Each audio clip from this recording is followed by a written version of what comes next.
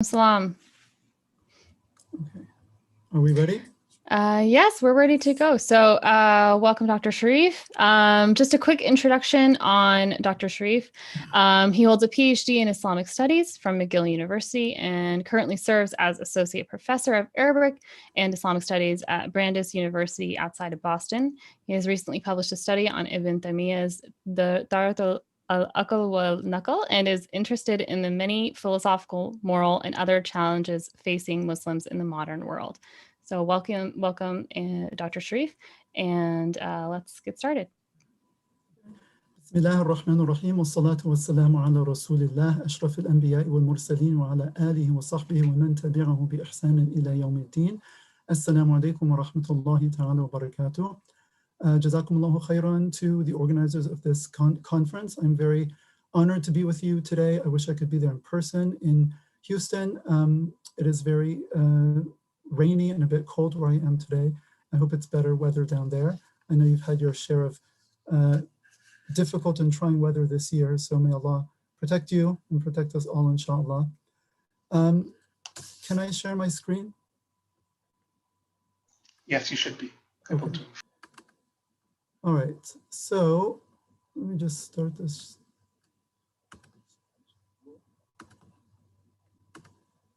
Okay.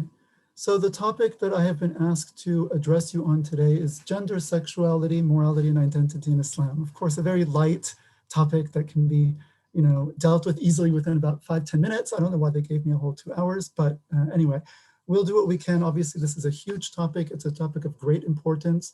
There are many issues that come up. We'll be looking at, We'll be looking at questions of gender, sexuality with a focus on homosexuality and the challenges and questions that arise for us as Muslims today in terms of the LGBT kind of movement and sort of pressure and questions that come up. And so what we want to do Dr. first. Sharif? Yes. I'm sorry. There is a request for you to, if you could speak a bit louder. I think we're having difficulty hearing you. Okay. Is this better? Close. Is it better? Is it better for everybody? Better if I like this? Yes? Okay. I feel like I'm shouting, but okay. So before we get into the question of homosexuality and transgenderism and so forth, we need to get a general sense of gender, sexuality, morality, identity, all of these other questions, because these are the terms of reference in terms of which the discussion is framed. And as we will see, it is very important to get one's terms and concepts correct when one wants to discuss a particular matter and come to any type of conclusions on it. So why are we even having this discussion today?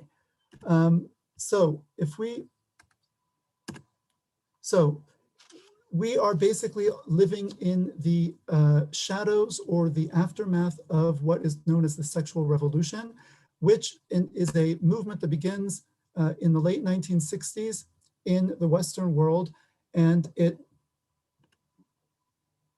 begins in the late 1960s in the Western world and spreads throughout all Western countries very rapidly. And basically, it includes or it entails a fundamental rejection of Christian, Abrahamic, and religious moral norms surrounding gender, sex, and sexuality. Now, prior to this time, sexual norms in the West, at least official sexual norms, were closely keyed to Christian moral values, and Christianity, just like Islam, prohibits zina, i.e. extramarital or premarital sex.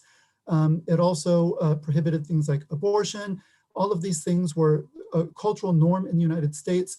People probably don't know this, but in the 1960s, it was even taboo to use the word pregnant on daily soap operas on television. I'm not calling for that. I mean, pregnant, there's nothing wrong with saying that, but that's just where the culture was. So you would use euphemisms like saying, oh, so-and-so is with child or so-and-so is expecting. But just to say so-and-so is pregnant was considered, too forward. It was a private domain. It was something that people were shy to speak about. And so it was better not to speak about things so directly. You can obviously compare that to where we are now in terms of not only daytime soap operas, but just the general programming in general. Everything is allowed now, everything is explicit, everything is spoken, everything is shown practically. But this is a huge tidal wave of a change that has occurred over the last 50 years. Also, in all Western countries until the late 1960s, pornography was illegal everywhere. And in 1967, Denmark and Holland, two of the most liberal and kind of most secular European countries, moved to decriminalize written pornography. Now, when I say written pornography, I mean novels, of salacious novels, like whatever the 50 Shades of Grey that they have. Imagine a Europe where that would have been forbidden, that would have been banned. You would not have been able to write, produce, or mass produce or sell publicly such literature because it contained explicit descriptions of sexual behavior, right? 1967, this becomes allowed. Then 1969, everything else becomes allowed, including photographs, videos, and so forth. And in those two countries, Denmark and Holland, it was so extreme that there were no limits or no controls put on whatsoever, to the extent that even child pornography was perfectly legal all throughout the 1970s, meaning it was literally legal to essentially rape children on camera and then mass produce and distribute the videos and pictures that came from this for profit. And it was not until the late 1970s that people figured, well, maybe we should at least regulate child pornography. And so they banned it in the late 70s. But those two countries remain a global hub of child pornography because of the years in which it was perfectly legal. Now, of course, not all of the sexual revolution would go to the extreme of legalizing something like child pornography, but it just shows you the times that were about at that time and the radical shift that was taking place in the culture. And as we said, this entailed a fundamental rejection of Christian moral norms surrounding sexuality, right? One of the main catalysts of this earlier on in the decade was the development of the birth control pill. Before the birth control pill, you basically did not have any reliable means of averting pregnancy if you were going to engage in sexual activity. Sexual activity is a reproductive activity, right? It's a male and female reproductive organs coming together and basically engaging in a reproductive act. It does not mean that we don't have other meanings that we attach to sexuality. It doesn't mean that sexuality doesn't play other functions in our lives, even legitimately from an Islamic point of view, but it is at the core a reproductive act, right? If you take biology class, we talk about the reproductive system, and it's very clear that, you know, the act is a reproductive act first and foremost, right? So before the 1960s, you had condoms. They were not very reliable. So anyone who was going to engage in a sexual act was always risking pregnancy, which was a very big deal, right? You can't just have children born out of wedlock and then no father responsible and so on. It's a big disaster. And so if you look across the world, really, you'll find in almost every civilization until very recently, right? Sex is tied to reproduction. And because it's tied to reproduction, it's usually constricted to marriage, which is the context in which it is proper for reproduction to take place, so that children are born in a predictable and stable environment. They know who their parents are. The father is financially responsible. The mother is responsible for caring for the child and so forth, right? You cannot afford to have a loose sexual morality in the absence of any type of reliable birth control, right? And so the norms in Western society perhaps were as much due to Christianity as they were to just the pragmatics of the situation. And perhaps more to the latter, because once the pill comes on the scene, you see very rapidly there is a challenging of the moral norms surrounding sexuality. Whereas in the Muslim world, for example, that didn't happen, right? The pill exists. It exists all over the world. You can get it anywhere. It's probably more restricted in Muslim countries, but it's still there. And the simple presence of the pill did not, launch or unleash a sexual revolution in the Muslim world, or in China for that matter, or other places, as you saw in the Western world. So this is a Western cultural phenomenon. One of the main sort of fallouts of this was that you see a separation. We had said that sex, reproduction, and marriage were very tightly bound together in the culture, as they are in Christian religion, as they are in Islam, as we shall see, and as we all know anyway as Muslims.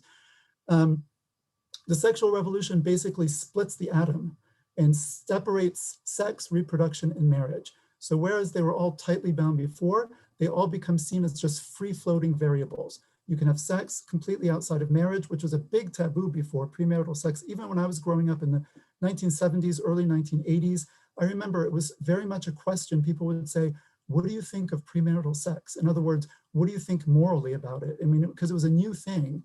And people were still ambivalent about it. Many people said, no, that's immoral. You have to be married, right, to have sex. Like, it's not moral to have it out of wedlock.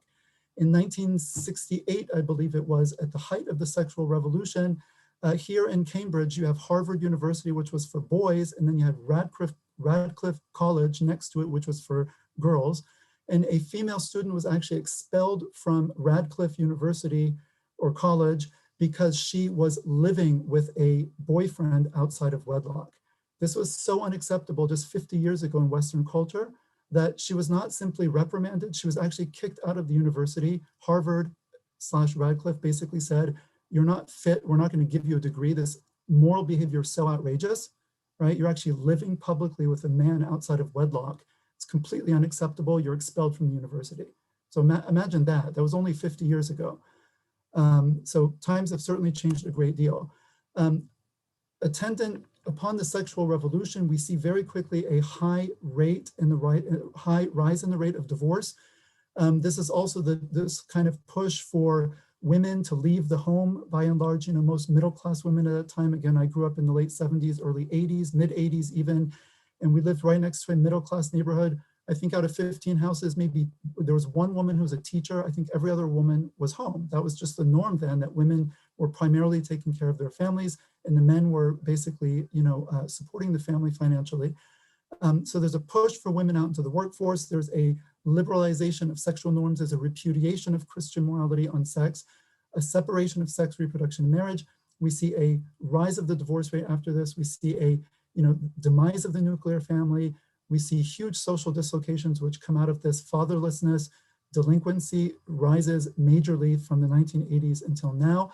The phenomenon of single motherhood, poverty, especially for single mothers. The mothers, when there's a high divorce rate, usually end up with the custody of the kids. And even if they're getting alimony, they usually, you know, have to fend for themselves. And you have this, you know, phenomenon also of female poverty, particularly in single motherhood poverty. So a lot of fallout for this. Within this context, to go towards what we're going to be concentrating more a bit later on, the visibility and the prominence of homosexuality in the gay rights / liberation movement, as it's called, you know, kind of rides on the coattails of the sexual revolution. Again, when sex is tied to reproduction and family, homosexuality doesn't really fit into the equation. It existed, it was underground, it was not some, it was of course very taboo, it's actually illegal all over the United States and most of the Western world. You know, it's difficult to even conceptualize and talk about that when your paradigm of sexuality is one that's based, again, on sort of the natural function of sexuality, when the natural function of sexuality is endowed with meaning, when the male-female relationship is endowed with intrinsic purpose and the family and so forth. But once all of that gets sort of blown to smithereens and questioned fundamentally, you now have a rise of the discussion of, you know, other forms of sexual behavior. Because once again, once you separate sex from religious morality and from reproduction, then all of a sudden something like same-sex behavior becomes conceivable. And then it comes to be seen as being morally neutral. Well, what's wrong with it? Because we're not tying sex anymore to marriage, religion, morality, or reproduction, right? So then it looks like arbitrary to sort of say, well, we accept heterosexual behavior, but not homosexual behavior. But it's only arbitrary when you've already broken apart this, you know, unity that we were talking about before, and you radically change your fundamental presuppositions regarding gender, regarding sex, sexuality, morality, the place of religion, and so on and so forth.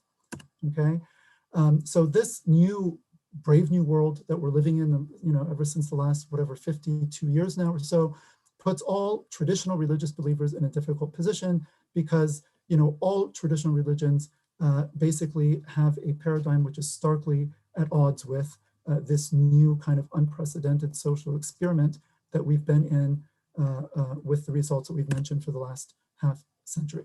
Okay, so before we get back to this, into contemporary concerns, we want to take a step back. We're Muslims, obviously. That means that we start from a position of Islam as our normative framework.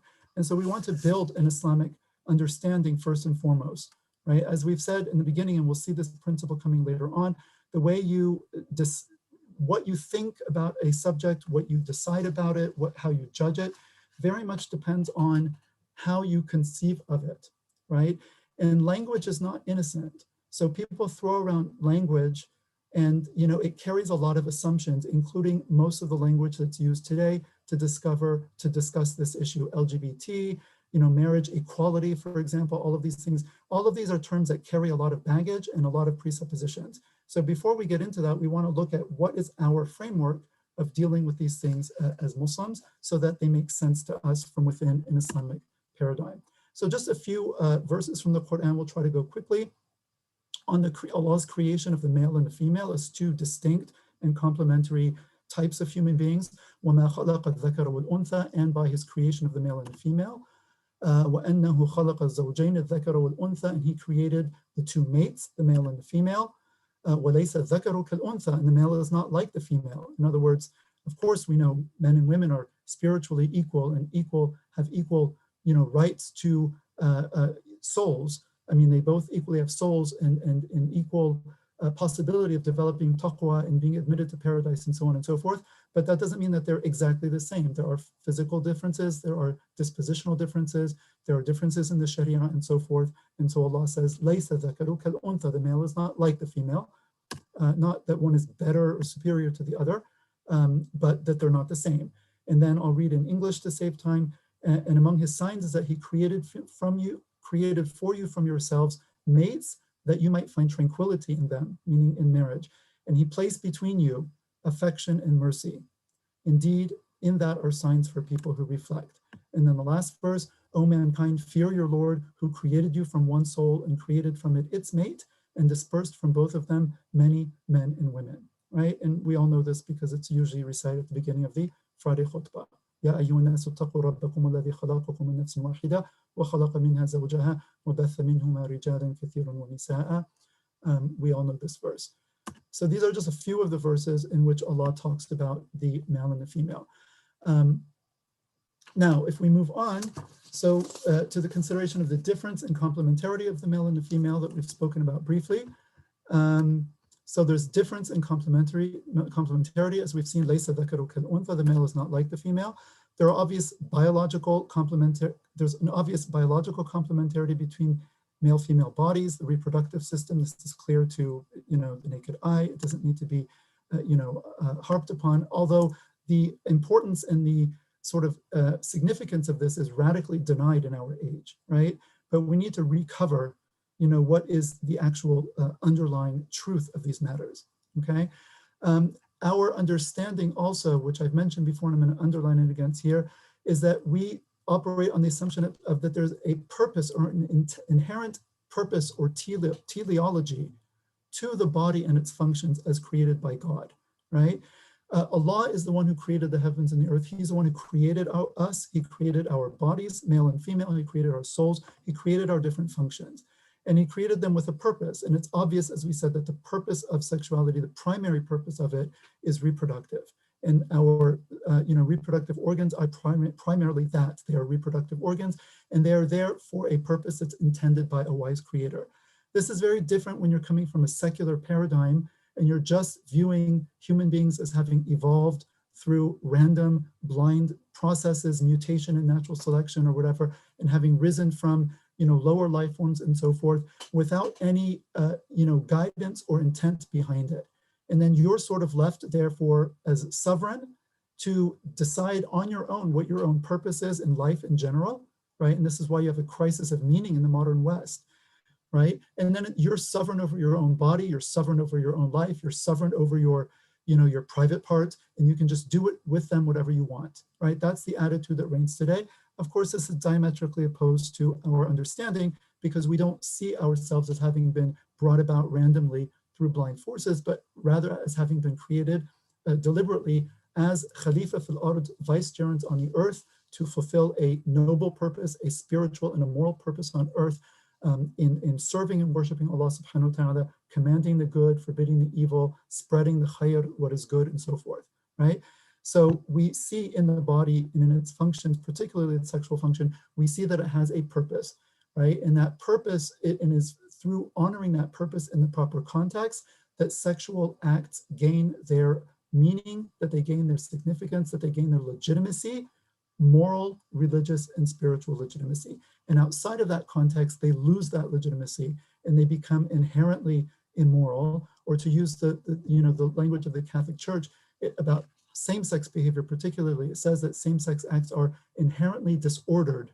And a lot of people take offense at that, but what it means is that inherently speaking, if you look at a male and a male body, there's just inherently, it doesn't fit, right? Or two females, it doesn't go together. It's clear that it's not meant to fit, quite literally, right? To fit, right? And so this is very different from the current, my body, my choice. My body, I can do whatever I want, I choose.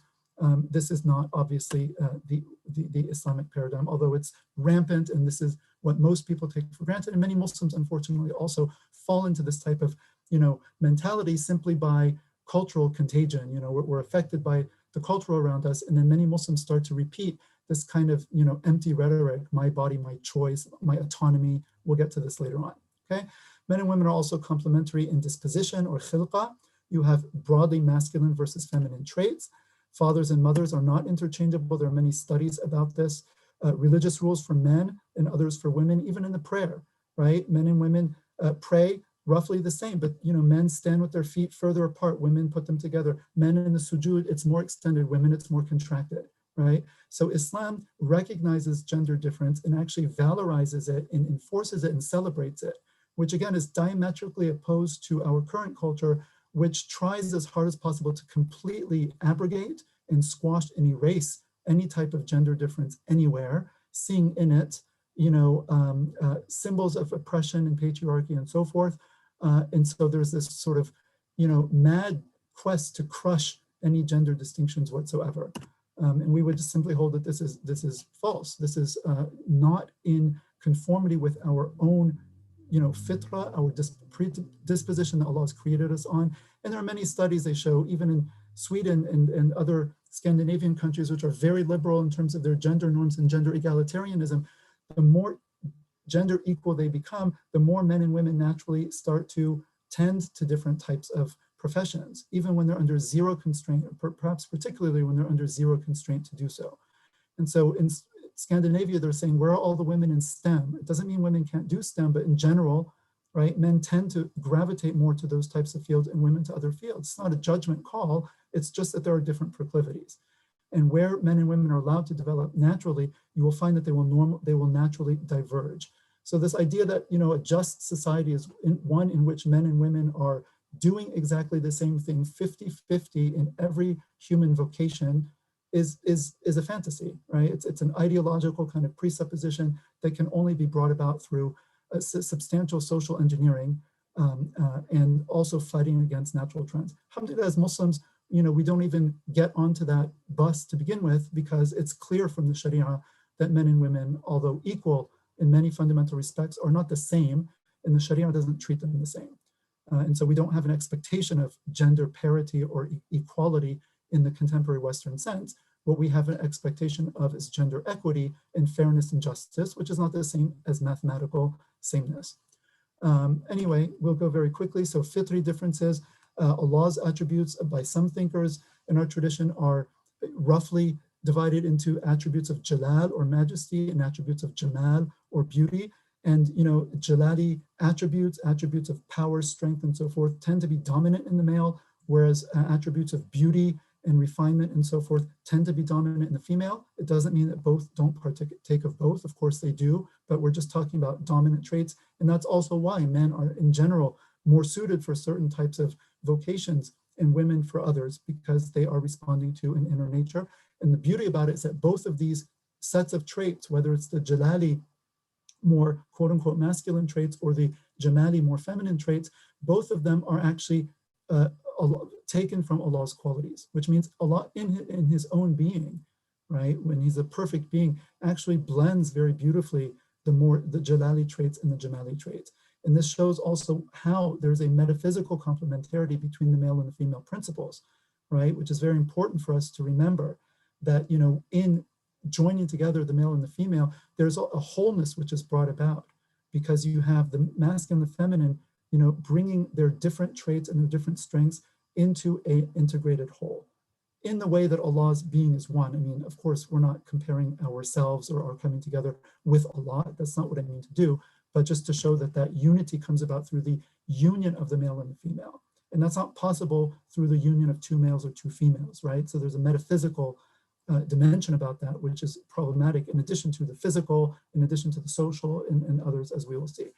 And then we said many scientific studies show all sorts of physiological, psychological, and dispositional differences between men and women.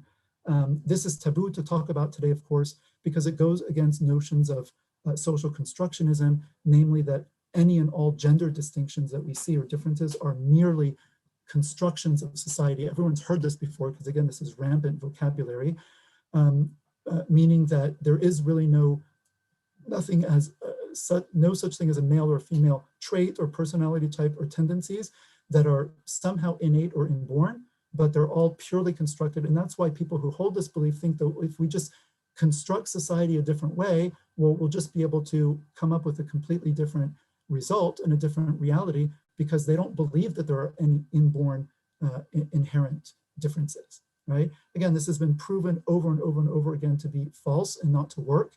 And who knows how long it's going to be until people realize that once again, but it's not where the current culture is right now, which again doesn't necessarily make things more comfortable for us as Muslims, but we need to be aware of these facts and also factors, and also how they're problematic. And also because again, they do form the framework which shapes our language and discussion and categories often when we go to discuss these types of issues. And the reason I'm spending time on this is because our discussion on gender, our discussion on sexuality, our discussion on morality, on homosexuality, on transgenderism, all of these things can't even get off the ground if we don't have our own conceptual framework in place with our own vocabulary that's attached to it, that is based on the truth that Allah subhanahu wa ta'ala has revealed to us through his last messenger, sallallahu alaihi wasallam, right? And which, because he's the creator of the universe and the sender of revelation, right? Revelation is revealing to us the fact of the matter, the truth of reality. And when you turn away from revelation, as Allah, you're left in the dark, right? Because Allah knows and we don't know. And so when we turn our backs collectively on revelation, which is what happened also when, the Western world turned its back on Christian sexual morality, which, Christianity, obviously the aqidah is problematic, but the general moral norms, of course, is, it comes from the same source ultimately, right? As a tradition that starts with the Sharia of Musa alayhi salam. And so turning away from this also means that people are going to be going into a path of darkness and confusion about things, which again, 30 years ago, it would have been inconceivable that we would be having discussions as to what a man and a woman are, and that this would be a major social contention, completely inconceivable even 20 years ago, that this could ever be a question. Like, it's so obvious, right? And yet here we are. Okay, so moving right along. So Islamic sexual and gender norms. So how do we now build up our own framework or continue building our own framework? So I just want to say a few words about the centrality of sexual norms to any society and moral system. As we said before, sexuality, especially before yesterday, with the rise of fairly reliable means of artificial contraception like the pill, sexual norms are central to any society and any moral system because sex is a very powerful and potentially unruly and potentially dangerous aspect of human life. As we said, it is tightly bound up with reproduction. Reproduction cannot be allowed to take place willy-nilly because society would fall apart. It needs to be regulated within family structures. And so you'll find that in any society, if you look anthropologically, right, the family has always been the absolute fundamental institution of society. There is an exception in Western Europe, even before the pre-modern period, where you have the church through certain moral directives, basically breaking apart tribal structures and extended family structures systematically and bringing about a type of individualistic based society, which we are now in the extreme end of in current Western society, where family loses all function in meaning and importance, and the only unit of society and the only unit of analysis is the individual. And again, we have to be aware of that because many of us Muslims growing up in the modern world, particularly in the West, we will just imbibe this sort of fundamental individualism without realizing that we're even doing that, right? We look at and we only see individuals, individual rights, individual, this and that, and we don't think systemically. We don't think in terms of family. We don't think in terms of larger social units. But these larger social units, right, are absolutely vital for the functioning society, even in contemporary Western society and technological society, even more so in, you know, quote unquote, more traditional societies, okay? So because of the centrality of sexuality to reproduction and family, and the centrality of family to society as the most important bedrock institution of society, there's no society or religion at which sexual norms do not stand at the center and are not a major concern.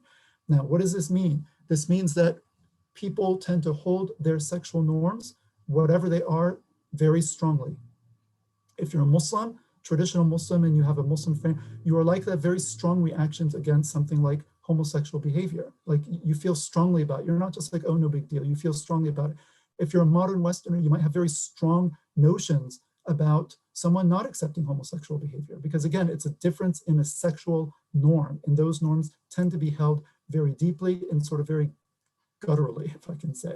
You know, they're in the guts, you feel them, okay? Sexual norms in the Sharia, as throughout human history, are tied to family and family law, centrality of family, and therefore of sex and sexual morality to Islam, okay? What I'm also trying to say here is that we need to identify what our paradigm is, what our sexual morality is, and we also need to therefore hold to it very strongly, because it is central to our religion, right? It cannot be the case that, well, Islam is all about tawheed, la ilaha illallah, and, you know, sexual morality, society changes, ideas change, this and that, it's all up for grabs. No, absolutely not, right? This is a fundamental part of Islam. It's definitional to the deen, and it's central to who we are as Muslims, and what it means to be a Muslim is to hold on to a particular theological set of beliefs and also a particular moral and ethical framework in general, and the sexual component of that is a very central one. So as we all know, sex outside of marriage, known as zina, is strictly forbidden in Islam, haram, and it constitutes a major sin known as the kabira, and we'll get to this in more detail later. The reason for this is that it undermines, or one of the reasons is that it undermines one of the fundamental objectives or maqasid of the Sharia, right? So Allah legislates for us, halal, haram, so on and so forth. And then the scholars looked at all of the, you know, the laws and rules that Allah had promulgated through, you know, revelation and his messenger, sallallahu alaihi wasallam. And they said, if we look inductively at these laws, we can see that there are several overarching objectives, that Allah, for the benefit of humanity, is preserving a number of fundamental things. The first one is religion. Second one is life. Third one is lineage or family, known in Arabic as nasl or nasab. And we're going to come back to this because it's important for our conversation today.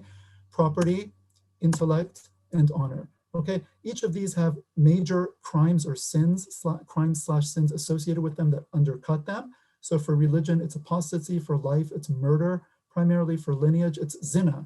That's the prime major offense that undermines this particular maqsad or objective. For property, it's theft.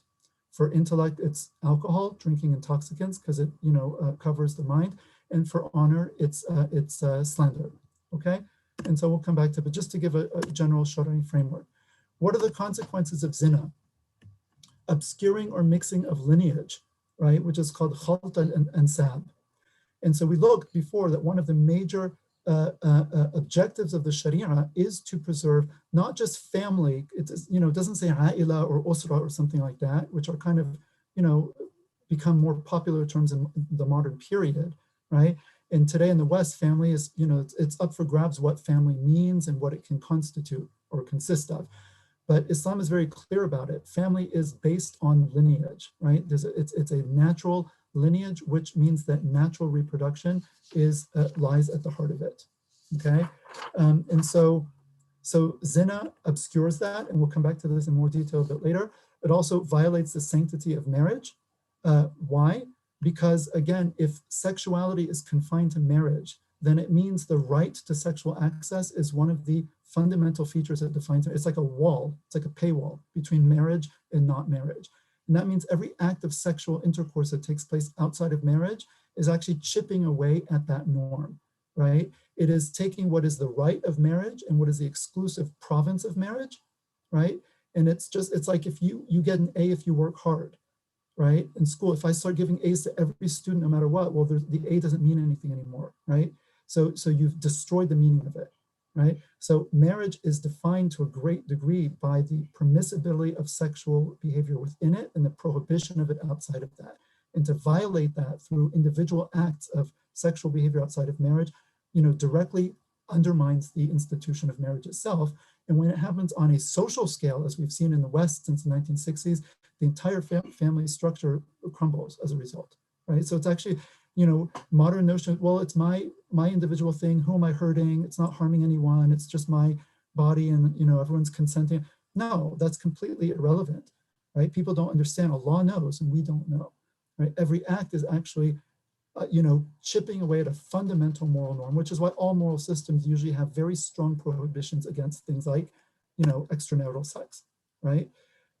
Breakdown of the family union and eventually of society, grave consequences also for one's personal virtue, right? We don't just look at things in a consequential manner, but also this is a question of one's personal virtue, one's personal honor, right? It's beneath the honor and the dignity of a Muslim to act in such a manner where they would, for example, have something like zina, right? This is a gross act in the eyes of Allah subhanahu wa ta'ala.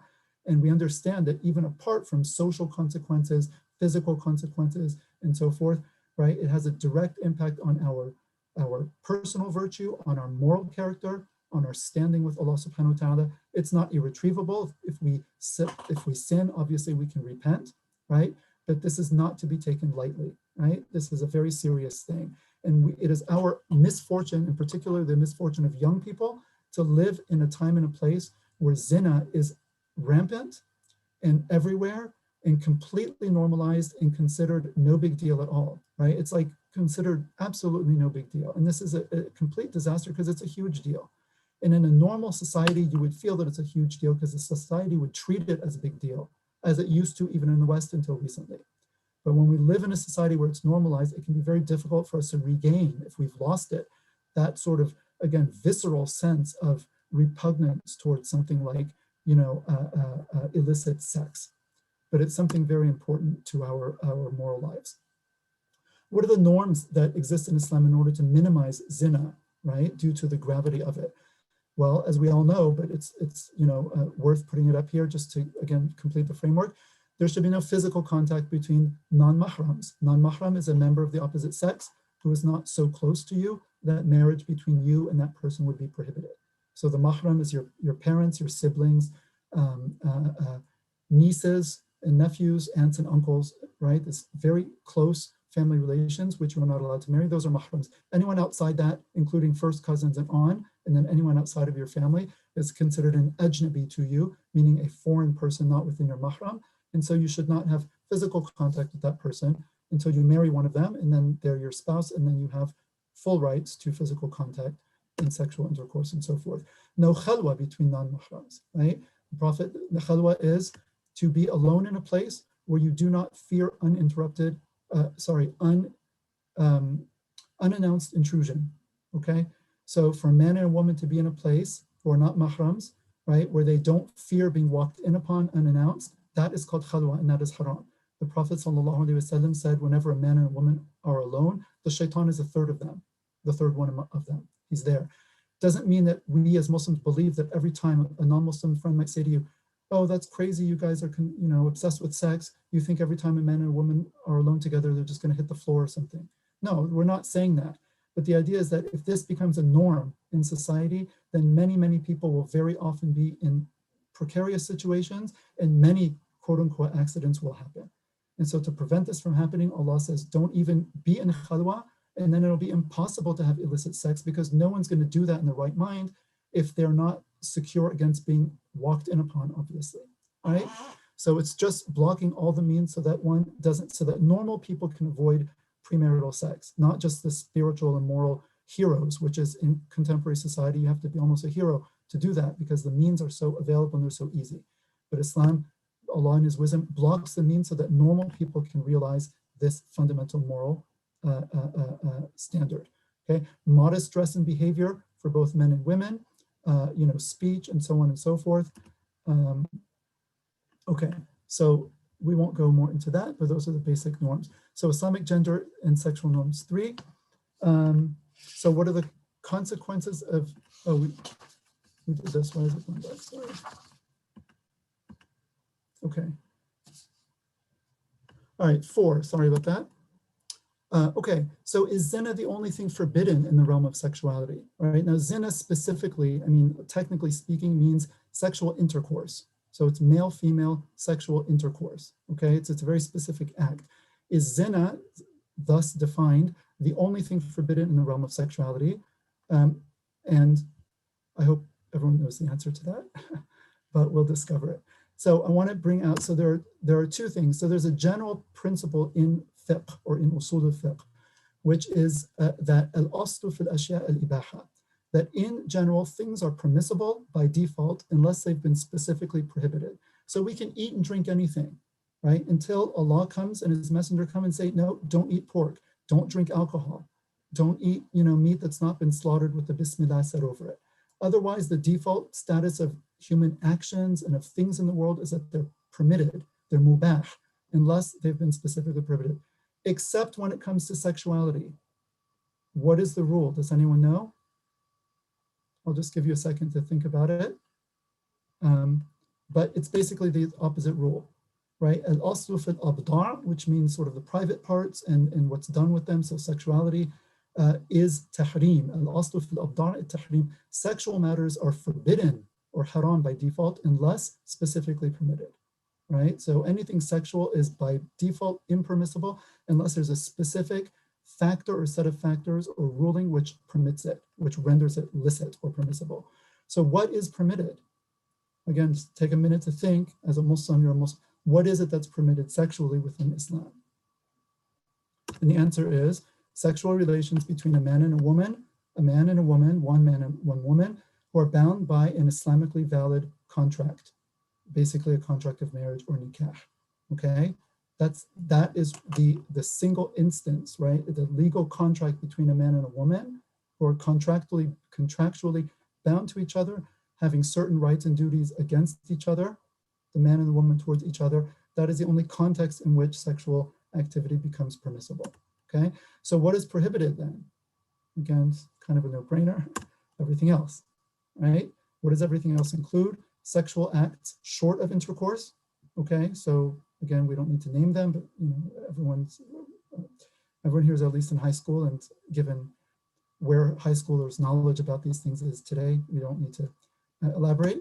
So sexual acts short of intercourse. Anal intercourse categorically is prohibited, including in marriage between a husband and wife. This is not permitted. Exposing one's awra to other than one's spouse without need, such as medical. This is the awra in general, including the whole body for the female other than the face and hands, but particularly the awra al-mughallada, which is the actual private parts themselves, the pudenda, the genitalia, and so forth. Again, in Western culture, very normal for people to change together and shower in locker rooms and stuff. This is completely forbidden in Islam, and a Muslim should avoid such situations. Masturbation, also according to the majority opinion, there's some discussion about it. The reason I put it here is we'll see in the next slide. And also things that systematically threaten to lead to illicit relations, such as gazing, right? Intently at the opposite sex, touching, as we said before, khalwa, immodest speech, dress, and so on and so forth, okay? So moving on, what is the nature of morality and ethics in Islam? This is part of one of the main topics for today. And what can we glean about it from the things that we've just spoken about? So we're looking specifically about sexual morality, but we can draw conclusions about morality more generally, right? So there are 3 main points that I want to make. One is that Allah's command is absolutely fundamental, right? Allah says in the Quran, وَمَا خَلَقْتُ الْجِنَّ وَالْإِنسَ إِلَّا لِيَعْبُدُونَ. In Surah Al-Dhariyat, I have not created jinn and mankind but to worship me, right? And a major part of worshiping Allah, in addition to praying and making dua and supplicating to Allah and relying on Allah, a major part of worshiping Allah is obeying Allah subhanahu wa ta'ala. So our first moral duty as human beings is to worship and to obey the one who has created us, the one who has given us life, the one who sustains us at every moment of time and provides us with all our needs, right? That's our fundamental moral duty, is to discern and adhere to the command of Allah subhanahu wa ta'ala. Another important, principle here is Allah and his messenger alone are the legislators of what is right and wrong and what is permitted and prohibited. This is not something that is just up to our opinion well, what do you think about this? What's your view on that? This is not the Muslim's vocabulary, right? Our moral questions are framed in terms of what is Allah's hukam or ruling on this matter? What did the Prophet ﷺ bring to us about this matter? Is it halal, haram, in between, this, that? There are different categories, okay? Allah says in the Quran, and I'll read it just in English for the time, it is not for any believing man or woman when Allah and His Messenger have decided on an affair to have any choice in their matter, okay? So much for choice, which is fetishized so much by contemporary society. And whoever disobeys Allah and His Messenger has manifestly gone astray, okay? So the divine command is absolutely fundamental. And in that sense, we have a sort of divine command ethics, to put it in the terms that are used in contemporary ethical discourse, okay? Consequences matter as well, right? So there is a type of Islamic consequentialism, to use that language. Allah is wise, just, and merciful, and He legislates for us what is best for us, both in this world and the next. So we don't hold that Allah's commands, although they could be, they're not just random taboos. Do this, don't do that, wear red on Thursdays and blue on Saturdays. And no, I mean, Allah could do that. In some aspects of the Sharia, we can't necessarily say, why are there 4 rak'at in Dhuhr and 3 rak'at in Maghrib and only 2 at Fajr? This, okay, we don't know. Allah said it that way, and that's the way it is. But most of, or a great amount of Allah's rulings, we can actually understand the wisdom with our minds, and we can see that Allah is actually legislating for, purposes like the maqasid, the objectives that we discussed. Okay. The last thing we want to say is that virtue and moral character, khuluq or akhlaq in Arabic, the plural, are of paramount importance in Islam.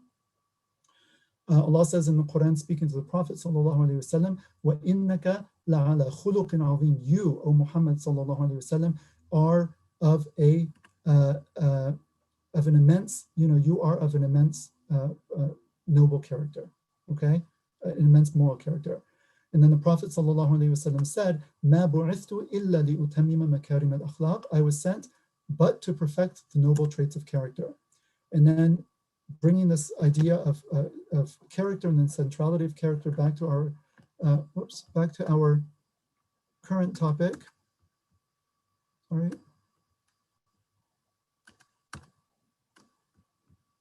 Okay, I apologize for that. Bringing it back to our current topic. The Prophet ﷺ also said, every religion has a characteristic khuluq, or a characteristic moral trait. لِكُلِّ دِينٍ خُلُقٍ وَخُلُقُ الْإِسْلَامِ الْحَيَاءُ. Every religion has a characteristic moral trait, and the characteristic moral trait of Islam is modesty. Right? So this is fundamentally important in our religion. Muslims are known for their extreme sense of modesty and circumspection when it comes to matters of modesty and sexual matters and so forth and behavior. Okay, it's one of our defining traits. Just like people know Muslims don't drink alcohol, they don't eat pork. This is a fundamental trait of Muslims. Okay, and the Prophet also said, peace be upon him, إِذَا لَمْ تَسْتَحْيِ فَاصْنَعْ مَا شِئْتَ. If you have no shame or modesty, hayat, right, then just do as you please, because it's that hayat that keeps us from evil deeds and from sinful deeds and gross deeds in the eyes of Allah. Okay, how does this all compare to the contemporary moral and ethical framework that we are trying to negotiate, and in terms of which most of our questions are being framed for us and given to us on a silver platter? Here you go. What do you think about this? What do you say about that? And we don't realize that, this is all happening within a particular moral framework. Well, let's look at the 3 things that we just talked about: divine command, consequences, and virtue. Divine command is basically irrelevant, right? It's a secular society. It became even more secular, particularly in the realm of sexual morality with the sexual revolution, okay? So sexual morality is separated from religion. It becomes thoroughly personal and subjective. Everyone gets to decide, well, I think this about this act and that about that act, and what's your view on this and that, okay? It's purely subjective, or that's the way it's presented. Right? Centrality of erzatz notion. Erzatz just means replacement. So when you lose religion and God, you have to replace that with something else, right? Because we're born on the fitra to worship Allah and to seek Allah. And if you turn away from that, you're going to look for other things to fill the religious quest. So you have very popular notions which are central to the modern consciousness, like freedom, okay? Islam, however, is based on servitude and submission to God. The name of our religion is Islam, which means submission. Does it mean that we don't like freedom? Of course, we like freedom from a tyrannical governments and oppression and all of this and that. But our driving ethos is not, okay, we're here to be as free as possible. Like I live in Massachusetts, and to the north of us in New Hampshire, the driver's license, it says, the driver's, the license plate says, live free or die. It's like if you're not free in a radical sense to just do whatever you want, then you might as well be dead. This is completely opposite to our attitude as Muslims and our fundamental orientation towards the world. Also, autonomy, freedom and autonomy, we hear it all over the place. Anyone know what autonomy means? What does autonomy mean? Right? Well, it's coming from the word auto, meaning self, and nomos, meaning law. And so autonomy means to give oneself the law. And I think any Muslim who knows a little bit about Islam, and particularly after the discussions we've just had, right, can see how, in a sense, blasphemous this notion is if you take it in its literal sense. Because why? God and his messenger alone have the right to legislate, right? We don't legislate for ourselves. We are not autonomous.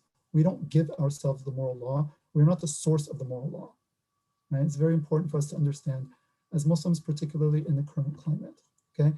Things like authenticity, right?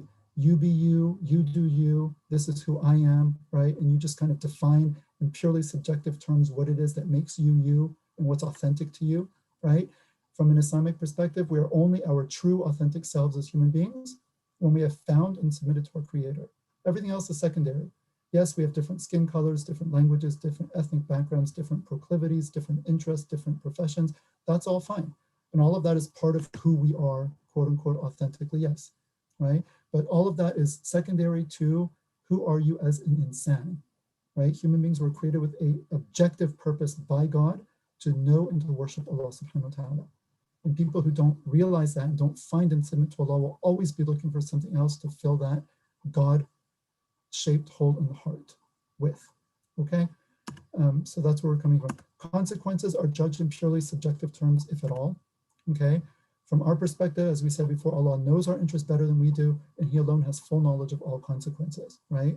Allahu ya'lamu wa antum la ta'lamun. Allah knows and you do not know.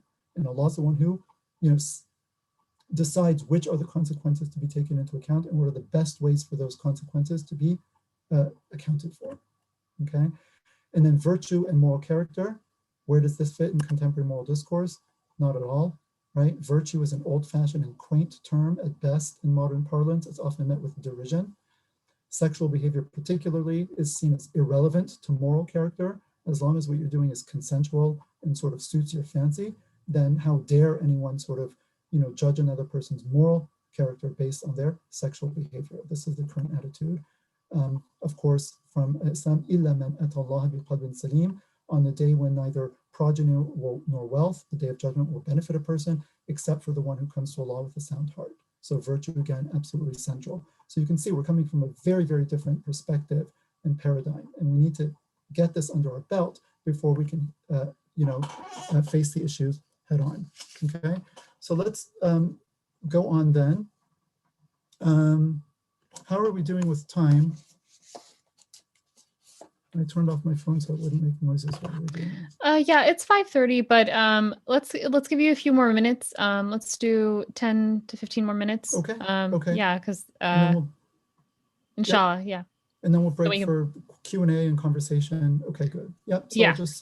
I'll speed through this. I'm sure there are going to be a lot of questions, but that's fine.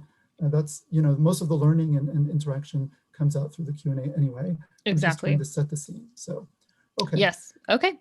All right. All right. So Islamic sexual and gender norms 5. What does it mean in the Sharia to protect family? Right. We said that one of the the overall 6 goals or 6 things that Allah is protecting: religion, life, lineage, family/lineage, and then property, intellect, and honor. So what does it mean for the Sharia to protect family, right? It's particularly in terms of lineage. So the extended family is normative for, again, most traditional societies, including Islamic society and Islamic religion. If you consider the inheritance laws, when you die, your property is not your own. You can bequeath, as you might know, 1/3 of your estate. You can decide 1/3 of my estate I'm going to give to whatever cause or person, but the rest of it, 2/3 when you die, it's not yours anymore. That's Allah's wealth that he lent to you during your life. It goes back to Allah and it's distributed according to his rules, which extend distributed to your family members, your extended family. So there, that's very apparent in the Sharia. Also, blood ties through lineage are of prime importance, and therefore natural reproduction. Okay, it is as well known that adopting is not permitted in Islam if by adoption we mean the way it takes place in the West, where a family takes on an abandoned child, for example, and then gives that child their own name, the man's name, and raises it as if that child were born of that man and woman, right? That's not permissible in Islam, because you cannot obscure a person's lineage. If it's not your child, you can't lie to that child and say he's your child, okay? And there are other aspects to this, but it's lineage and natural family ties and natural reproduction which lie at the center of that, which the Sharia is protecting, specifically not just any notion of family that someone might come up with at some time and place. As today, again, radically different notions of what a legitimate family might look like. This is not an option that's available in Islam, right? It's a very specific notion of family that the Sharia is protecting. Consequently, we find that there's a prohibition, this is very interesting, of most means of artificial reproduction, which are considered tantamount to zina, right? So, now you have sperm banks and egg banks and surrogate mothers and so forth. All of this is considered prohibited, except where a married man and a woman have trouble conceiving. Naturally, maybe the woman's fallopian tubes are blocked and so the sperm can never get to the egg, right? The only scenario in which it would be permissible to use in vitro fertilization would be a married man and a woman, his sperm, her eggs, and she carries the baby, so that the end result preserves and protects the natural reproduction that Allah has set up. The child is born, one mother, one father, right? And the woman who is his biological mother has actually carried that child. Dr. Sharif, Yeah? people are asking you to speak up. Okay, all right, I'll speak up, I'm sorry, okay. So outside of that, right, having a sperm donor from outside the married couple or an egg donor from outside the married couple or a surrogate mother from outside the couple is all forbidden because it's considered tantamount to zina. And you say, how is it zina? No one's sleeping with anyone else. No one's having sexual relations. But the idea is, but you're reproducing the consequences of zina, which is that you're mixing the lineage and you're mixing the lines, and you're doing so in this artificial way now where a child is born and can have 5 parents, a man and a woman who, took a sperm donor, an egg donor, had it fertilized, and then implanted into the womb of another woman who's the surrogate mother. And then they're the ones who commissioned this kind of, production to begin with. And so the baby's born of a anonymous sperm donor, anonymous egg donor. That's the person's physical characteristics. Can't even know who the parents are. The woman who gave birth to him is not the woman who gave him 23 of his chromosomes or her chromosomes. And then the mother and father, man and woman, take him home from the hospital, are not his parents. So what is this? Like, whose child is that? And then the law will arbitrarily say, okay, well, you're the parents and this and that. This is completely forbidden in Islam, okay? And so again, it's a particular notion. Further Islamic principles related to gender, okay? And this is getting into some of the current debates. So there are only 2 genders, they're male and female. Allah says in the Quran, وَأَنَّهُ خَلَقَ الزَّوْجَيْنِ الذَّكَرَ وَالْأُنثَى, as we've seen before. And by his creation of the 2 pairs, the male and the female. And there are many other verses that talk about this. This is true also for the intersex person known in Arabic as the khuntha, which is a person who upon birth has ambiguous genitalia and ambiguous physical features, and it's not clear whether that person is a male or a female. The scholars hold that they still are either male or female. We just don't know which one yet, and there are different ways of trying to find out. And usually you can tell for an intersex individual which one, and there's a lot of detail that we can't get into, but the idea is that, a person is either a male or a female.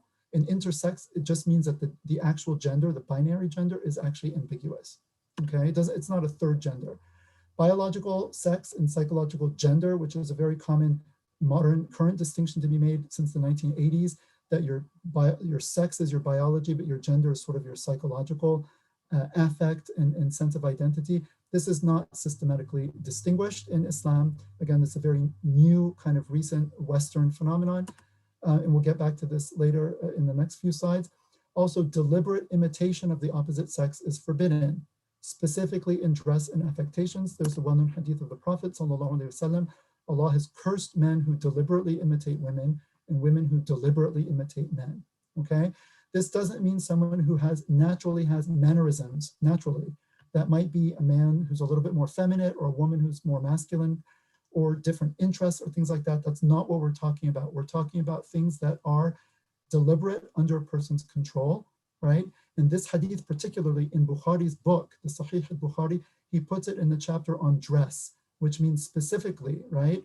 No matter what your mannerisms are like or your interests or something like that, right? You choose how you dress. And it is not permissible for a man to dress in ways that are known by the culture, right? And there's a social aspect to it that's called urf, right? Or social custom, right? To dress in ways that are specifically designated as female, or for females to dress or act in ways that are specifically designated as males. By acting, I mean accoutrements and so on and so forth, okay? This is obviously going to be relevant to discussions of transgenderism, but again, it's important to get that principle. Gender transitioning is not something that's recognized, and so-called sex reassignment procedures are also prohibited, right? You cannot, this would involve mutilating the body. It's forbidden in Islam to do that, right? And if there's a misalignment between one's gender identity and one's biology, that is something that we recognize might be faced by people, but that does not mean that it is therefore legitimate to actually change the body physically, especially in irrevocable ways, such as through hormone or surgical treatment, okay? And we can come back to that later. So what about those who fall outside the binary? That's the question that's going to be raised, right? Well, this seems like everything I've just said is like, disaster public relations, right? It's heteronormative, it's, cis normative, it's gender binary, male, female, this and that. Of course, I mean, again, this was just common sense for everybody until very recently when all of this was radically questioned by, again, on the heels of the sexual revolution and sort of all of the forces that were unleashed through it, okay? So what about those who fall outside of the binary in terms of their gender identification? Physically, we already talked about the intersex individual. This has been spoken about by our scholars since the very beginning. Those who fall outside psychologically, or who fall outside in terms of their attractions, that they're attracted, say, to the same sex as opposed to the opposite sex, okay? What do we say about this?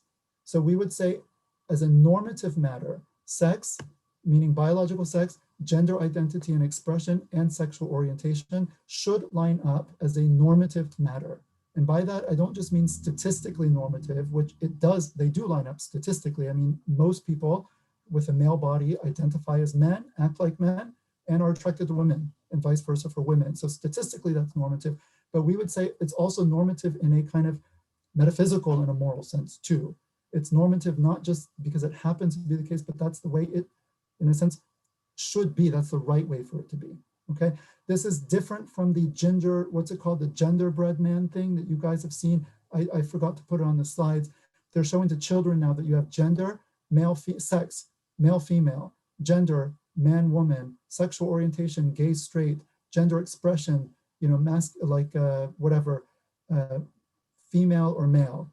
And that all of these are sliding scales, right? With a bunch of positions in between, and all 3 or 4 of these variables are, again, just free floating variables. And if they happen to line up in one person, that's great, but if they don't need to, and if they don't with someone else, that's perfectly fine as well. And this is what's presented to children now as the norm, okay? Again, completely rejected from an Islamic perspective, just from a conceptual point of view, okay? Now, again, it's important here, exceptions to the rule, people who don't identify with their birth gender, or who don't, find themselves attracted to the same sex other than the different other sex, that does not undermine the rule itself, right? Because there are exceptions doesn't mean that the rule is not a rule, and it doesn't therefore undermine the normativity of the male-female gender binary. Yes, that's normative, it's created by God, right? We have scriptural and empirical evidence for that, right? And that is normative, even if there are people who don't fall within it, it's still normatively the case, right? And we'll not need to be apologetic about that or recraft human language and all of human society as if this were just some figment of our imaginations or some type of social constructionist plot, to oppress minorities or something like that, right? Which is how it's usually talked about. Also, normativity of the expectation of broad conformity to the behavioral norms, specifically dress and conscious mannerisms of one's natal sex or gender, right? Cross-dressing is forbidden in Islam. It's not something we think is okay. Opposite sex attraction and within marriage, opposite sex, sexual expression, so the normativity of that, okay? Okay, well, what if I don't fall within this, right? What if I don't fall within that binary in terms of my identity, or I'm attracted to my own sex? Am I sinful for feeling attracted to my own sex, right? Just feeling attracted, or for not identifying with my own gender? Am I sinful for that? Well, there's a very important Islamic principle, namely, you are morally responsible only for what you have control over, okay? And to the extent that people don't choose not to feel, especially extreme cases of gender, dysphoria, and people don't choose to be, for example, attracted to one gender or another. It's something that they usually discover within themselves. You're not morally responsible for something that you haven't chosen, okay? Which can apply to these sort of internal dispositions, right? So merely experiencing same-sex attractions or merely experiencing gender identity disorder or dysphoria does not in and of itself constitute a sin. That's important to know. However, we are still responsible for our actions, i.e. refraining from haram sexual behavior or haram imitation of the opposite sex, whether it's through what they call social transitioning through dress and appearance, or more radical forms through hormone or other types of treatment, surgical and otherwise, okay? So moving on quickly so we can end. So what is homosexuality then? The contemporary background. A very important principle that's going to guide the rest of the discussion before the break, before the Q&A, is again a principle in the fiqh, in the usul al-fiqh, al-hukmu ala shay' far'un an tasawwurihi, that basically you can only judge a thing once it is properly conceived. We can only pass judgment on a phenomenon once we've conceived of what it is we're talking about. And it's extremely important when we talk about, again, a lot of these, especially hot button controversial issues, because the terms used really define the whole conceptual framework and they bring a lot of baggage with them, okay? So homosexuality, which is not even a term used much anymore, it's fallen out of disfavor. Now it's LGBT, and I don't use that term for very deliberately. I think homosexuality is more neutral, right?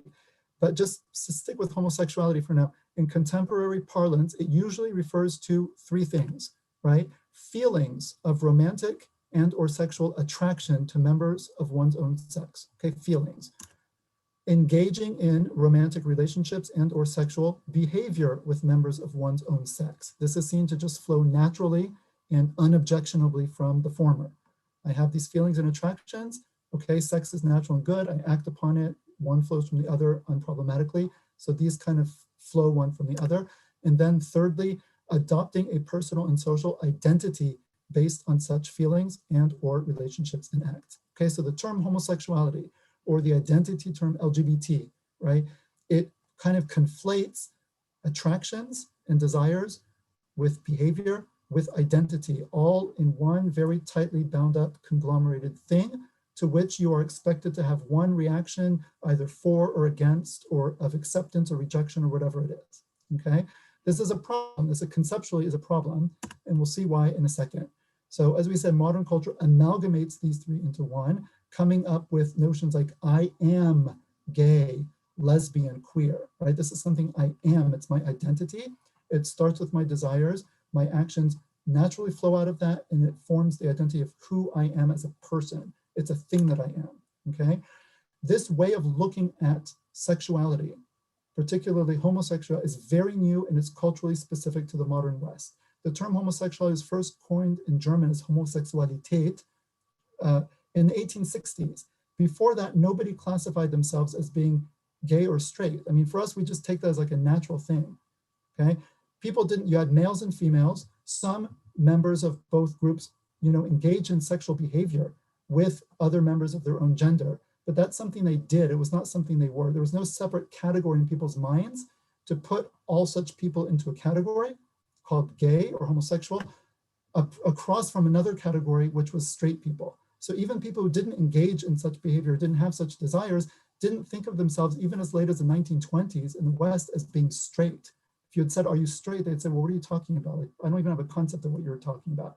So again, we cannot just assume that these categories are kind of, permanent, objective, transcendent features of the universe, right? These people like to talk about social constructionism. This is where it comes in. These are constructive categories, and we need to understand that if we're going to have a productive discussion, okay? Homosexual sentiment and behavior are widely attested in past societies, including Muslim societies, but it was never taken as an identity. This is a big, big departure, okay? It was something you did, not something you were. Again, massive difference with very different implications. And then the elision of any meaningful distinction between desires and actions is morally problematic, okay? To say I feel a certain thing, therefore it must be acceptable for me to act on it. If you apply that across the board, you're going to run into huge moral problems, and it would be a very objectionable premise to adopt, okay? So we can't be, you know, sort of special favors, and only when it comes to like same-sex desires, we all of a sudden throw the principle out the window and assume that the presence of the desires automatically morally justifies the behavior, okay? So as I said, considering homosexuality as a question of identity rather than a question of acts fundamentally alters the entire conversation, okay? So how do we build an Islamic framework to discuss this? And we'll end, there's only a few more slides left. Again, our principle, one can only judge a thing once it is properly conceived, okay? Now, there is no single word for homosexuality in the Sharia or in classical Arabic. There's no word, right? Because what it does is it conglomerates three things which no one ever conglomerated before. And we don't do that in Islam. So we don't have a word for a concept that we don't even have to begin with, okay? In modern Arabic, they've come up with, you know, some calques on Western and mithliya, jinsiya, and all of this stuff. But these are new terms that are just translating homosexuality. It's not an indigenous term, and it's not one that you find in the Sharia, okay? Another important point, the Sharia addresses acts, not desires, i.e. desires that are beyond one's control, okay? Now, is one responsible for fantasizing, for all? Yes, those are acts of the heart, okay? But the mere fact that you might be attracted to one gender or another, to the extent that that's beyond your control, that's not what the Sharia is addressing. It's addressing acts that you have agency over. People like to talk about agency again. Here you go. Here's where agency comes in, and it's very important, and we don't abdicate it, okay? Islam does not categorize human beings on the basis of mere desires, sexual or other, okay? i.e. a person does not come to be a particular thing or come to constitute a particular class of human beings on the basis of mere desires and inclinations, be they same-sex or otherwise, okay? Islam also does not place human beings into discrete identity categories on the basis of acts. So even if someone is acting on this, which is haram, right?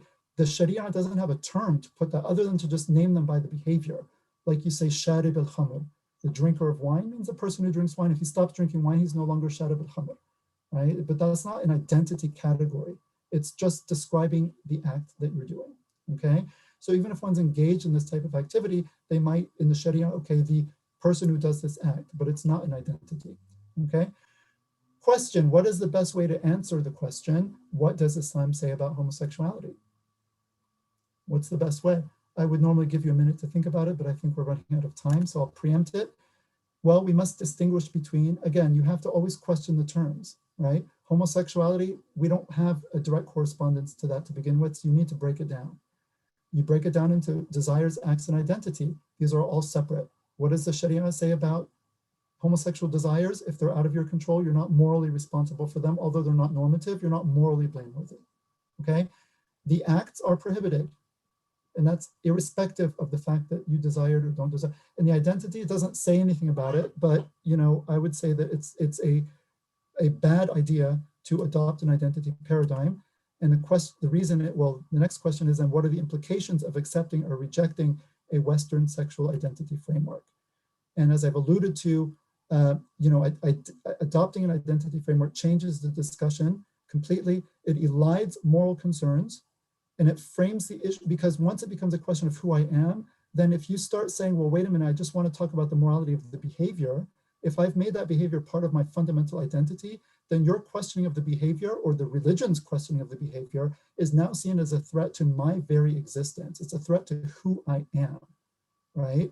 And so you're not allowed to talk about the moral issue, which is why no one asks anymore, what do you think about homosexuality? In the 80s, people said that, and they meant, it was understood that you were asking, what does the person think about the morality of the act? And most people would have said, no, it's immoral, like that, okay?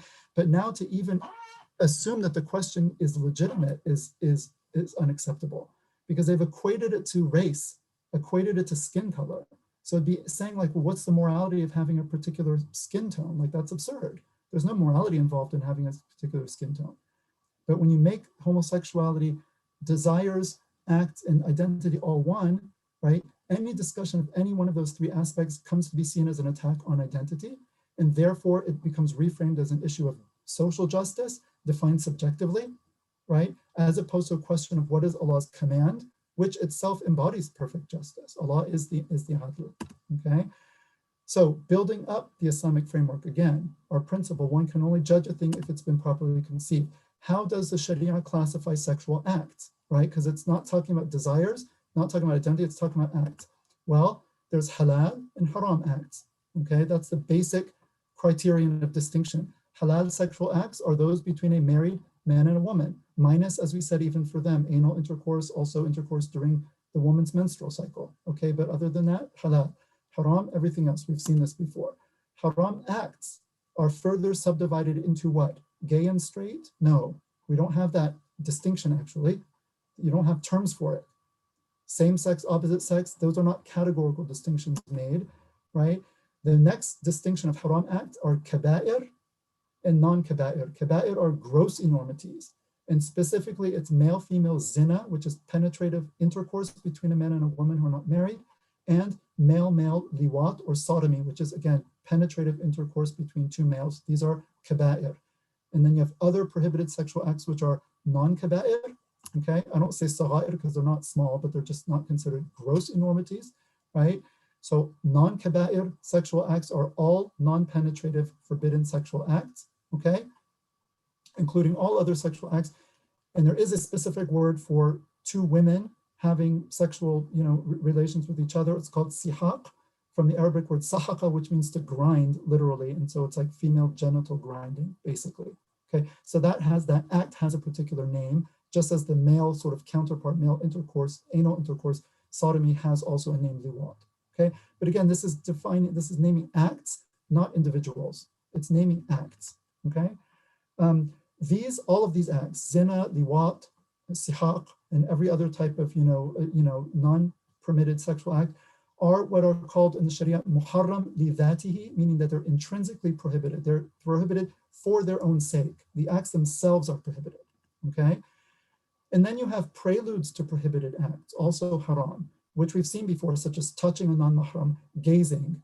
Allah says, yaghuddu min absarihim, let them lower their gazes, khalwa, so on and so forth. These are prohibited because they're preludes to these other acts that are prohibited in and of themselves. And so these are called muharram li ghayrihi, prohibited on account of another, because they lead to that which is prohibited intrinsically, meaning the first category. So this is a category that this Sharia makes. It has a name for male-male intercourse, as a name for female, but when it comes to non-penetrative acts in general, it doesn't systematically distinguish between same-sex and opposite sex, but rather between prohibited and non-prohibited, okay? Some questions that come up, which again, I guess we can probably take these up more in the question and answer. Distinguishing being gay or being queer or something like that, which is the current Western identity paradigm, right? From a different paradigm, which talks about, okay, having, for example, same-sex attractions. Here, you're not amalgamating the three. You're leaving attractions, actions, and identity are separate. And someone usually discovers the attractions. Okay, so I have same-sex attractions. I'm a Muslim first and foremost. That's my identity. I'm a son of Adam or daughter of Adam. I'm a male or a female. I'm a part of the Islamic Ummah of Muhammad sallallahu alaihi wasallam. That's my identity, right? Now, I have or experienced this. I'm not morally responsible for it, so I've not done anything wrong, okay? Actions are a different thing, but this is a very different way of approaching it than just sort of the identity paradigm, which is really the only way most of us know how to think about homosexuality, because that's the only paradigm that's been given to us, okay? Where does homosexuality or same-sex attractions come from? The common notion, okay, we're born gay, someone's born gay. There's no scientific evidence for this. There's been no gay gene that's been found. A major study was published just 2 years ago, synthesizing hundreds of different studies. Scientists basically do not have any idea. And most likely it seems that there could be some type of genetic predisposition to certain behavioral patterns, but then with a substantial also known through psychological research, which is taboo, on this issue, a number of psychological and environmental factors that usually take place in early childhood, right? Probably some type of combination of these two will lead to a sort of adolescent or adult experience of exclusive or primary same-sex attractions. Can homosexuality be quote unquote cured or overcome? Big question. There does not seem to be evidence that it's very likely or very common that someone who has a strong and persistent sort of same-sex attraction can just flip to a exclusive or predominant opposite sex one, although it may be possible to diminish it. It may be possible to learn to deal with it, learn to control one's actions and behaviors, learn to kind of accept that aspect of oneself and move on and so forth. The psychological models equate homosexual desires with often with childhood traumas, with incomplete kind of gender identification issues and so forth. And to the extent that this is true, again, as Muslims, we don't have to take a definite opinion, position on one or the other as a theological matter, but just to know that the discussions are out there. To the extent that homosexual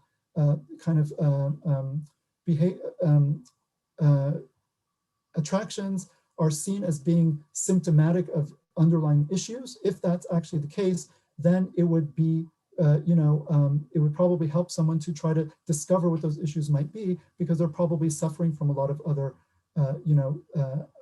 issues in terms of trauma, in terms of bullying, in terms of self-identity and so forth, which, could be addressed even if the same-sex attractions are not completely overcome or overcome at all. It could be profitable to address some of those other, concomitant issues that are very often and statistically often come along with people who experience same-sex attractions. Can someone with same-sex attractions ever hope of marrying Islamically, i.e. in opposite sex, and having a family? This is possible. There is not one, again, it's not black and white. And there are different cases, there are different scenarios, different people experience this phenomenon to different degrees and in different ways. And for some, there might be an absolute rejection and aversion to the opposite sex.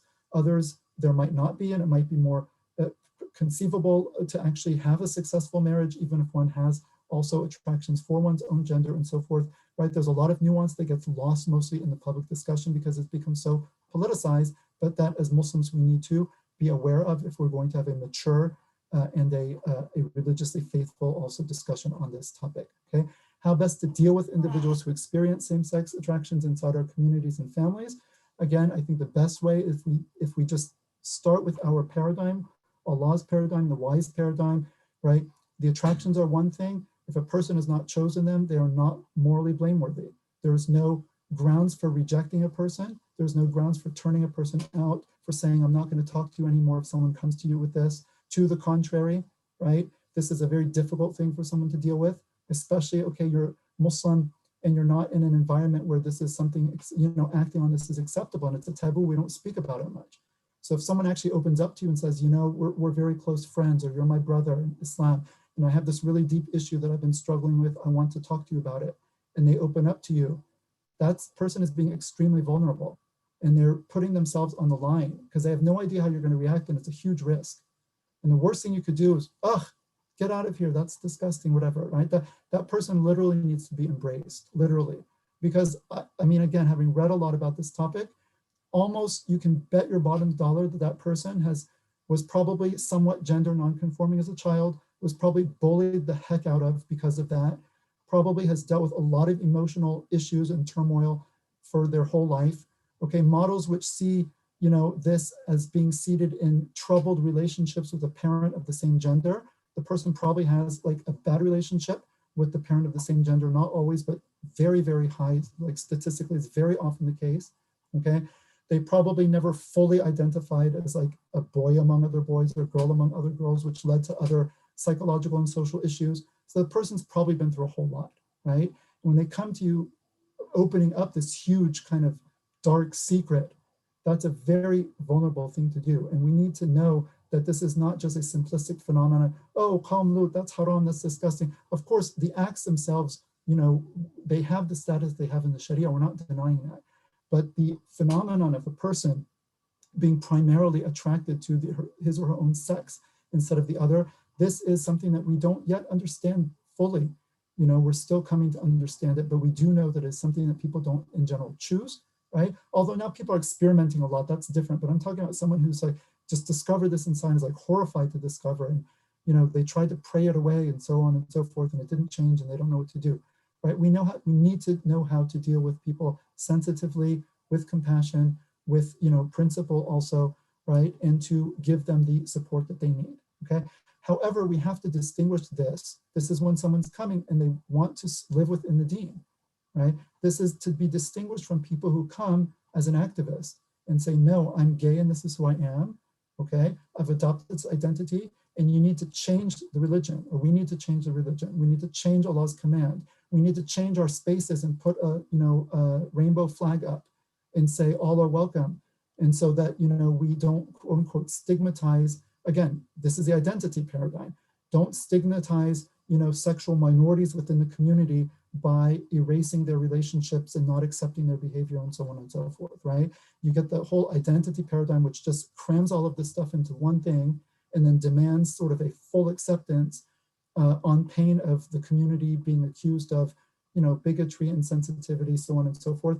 This is very problematic for the reasons we've said. And so Muslim, you know, and there's a lot of pressure, more and more, including from some people who identify as Muslims, who are starting to push this agenda very heavily onto the community. And the community really needs to be very aware of this and not fall into this type of, you know, pressure that comes with this kind of rhetoric based on that paradigm, which that's one of the reasons why it is so problematic. Also just traps the person within that identity also, and makes their identity very much about sexual desires and affect rather than about other issues. How best to deal with a non-Muslim colleague, classmates, and so on when it comes to this issue. The same way we deal with everybody else in the society who might have beliefs that we consider or that we know to be wrong. People are atheists, they're polytheists, they're, you know, Christians who believe Jesus is God and so forth. We deal with people with, you know, dignity, respect, so on and so forth. We don't therefore, you know, say that we condone or what they actually believe if we know that to be wrong. People engage in all types of, you know, zina and other types of behavior too. We don't approve of their acts. We don't join them in it. We don't normalize it. But when we deal with them as colleagues and classmates, we treat them decently as we would anybody else, as we're commanded to in our religion. And when it comes to people who openly identify as gay or lesbian or queer or something like that, it's the same. We treat them with the same dignity that we would anyone else, the same respect, but it doesn't mean that we, you know, approve or give signs of approving, you know, and there can be issues that maybe we can talk about later, some, you know, details here and there, but that's the general. How can Muslims deal with the cultural and political pressure stemming from this issue in the public square? Again, I think I'll probably stop now, and then we can open it for Q&A. Just a few resources that I'd like to leave you with. There's an excellent article published by Muslim Matters, I believe 2015, maybe 2016. It's called From a Same-Sex Attracted Muslim, Between Denial of Reality and Distortion of Religion. It is written by a brother named Brother Yusuf. He is the moderator of an online anonymous support forum for Muslims, men and women, who experience same-sex attractions, but who are living or endeavoring to live according to the deen of Allah and are accepting Islamic, you know, rulings on same-sex behavior and are struggling to remain faithful to that, you know, but are seeking help to do that. And he wrote this beautiful article talking about, okay, this is a reality and we need to face it as a community. We need to know what it's all about. We need to know how to support our brothers and sisters dealing with this phenomenon, but we also need to do it in a principled way without distorting the clear teachings, you know, of Islam. Then there's a podcast that just began last year, A Way Beyond the Rainbow. 40 episodes out so far, another 30 or 40 coming up this year. This covers everything under the sun that you could possibly want to know about this issue. Also from the perspective of a faithful, you know, Muslim who deals with this issue from a faithful perspective, meaning a perspective staying within the Islamic framework, not one that goes beyond that. So check that out. Many of the questions that come up are dealt with in this thing. And then 2 pieces by Brother Mubin Vayed, Can Islam Accommodate Homosexual Acts? Quranic Revisionism in the case of Scott Kugel, a very important article to read, very extensive, talks a lot about frameworks, paradigms, also the case that someone has tried to make for homosexual relations within Islam. You know, a whole book was written on this, and when you read this, you realize how much kind of dishonesty and deception goes into trying to make those arguments that really play on the assumed ignorance of the readership. And it's important for Muslims to understand how these kind of tricks are played so that people are not, kind of taken advantage of.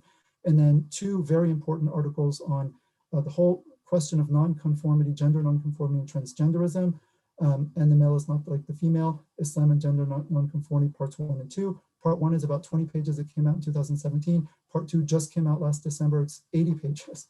Very, very extensive study based on tons of sources. And then Sheikh Abdul Hakim Murad has priceless essays. I didn't put the actual titles here, but you can Google him. There are 2 articles on gender, which I think are a must read and a prerequisite for any Muslim discussion on gender issues in general, male, female, the Sharia, differences between males and females, and so on and so forth. And he engages with contemporary feminist literature and scientific literature as well. And then he has one on the family called The Fall of the Family. So all of these I would strongly recommend that, youth and teachers and parents and so on and so forth to check out.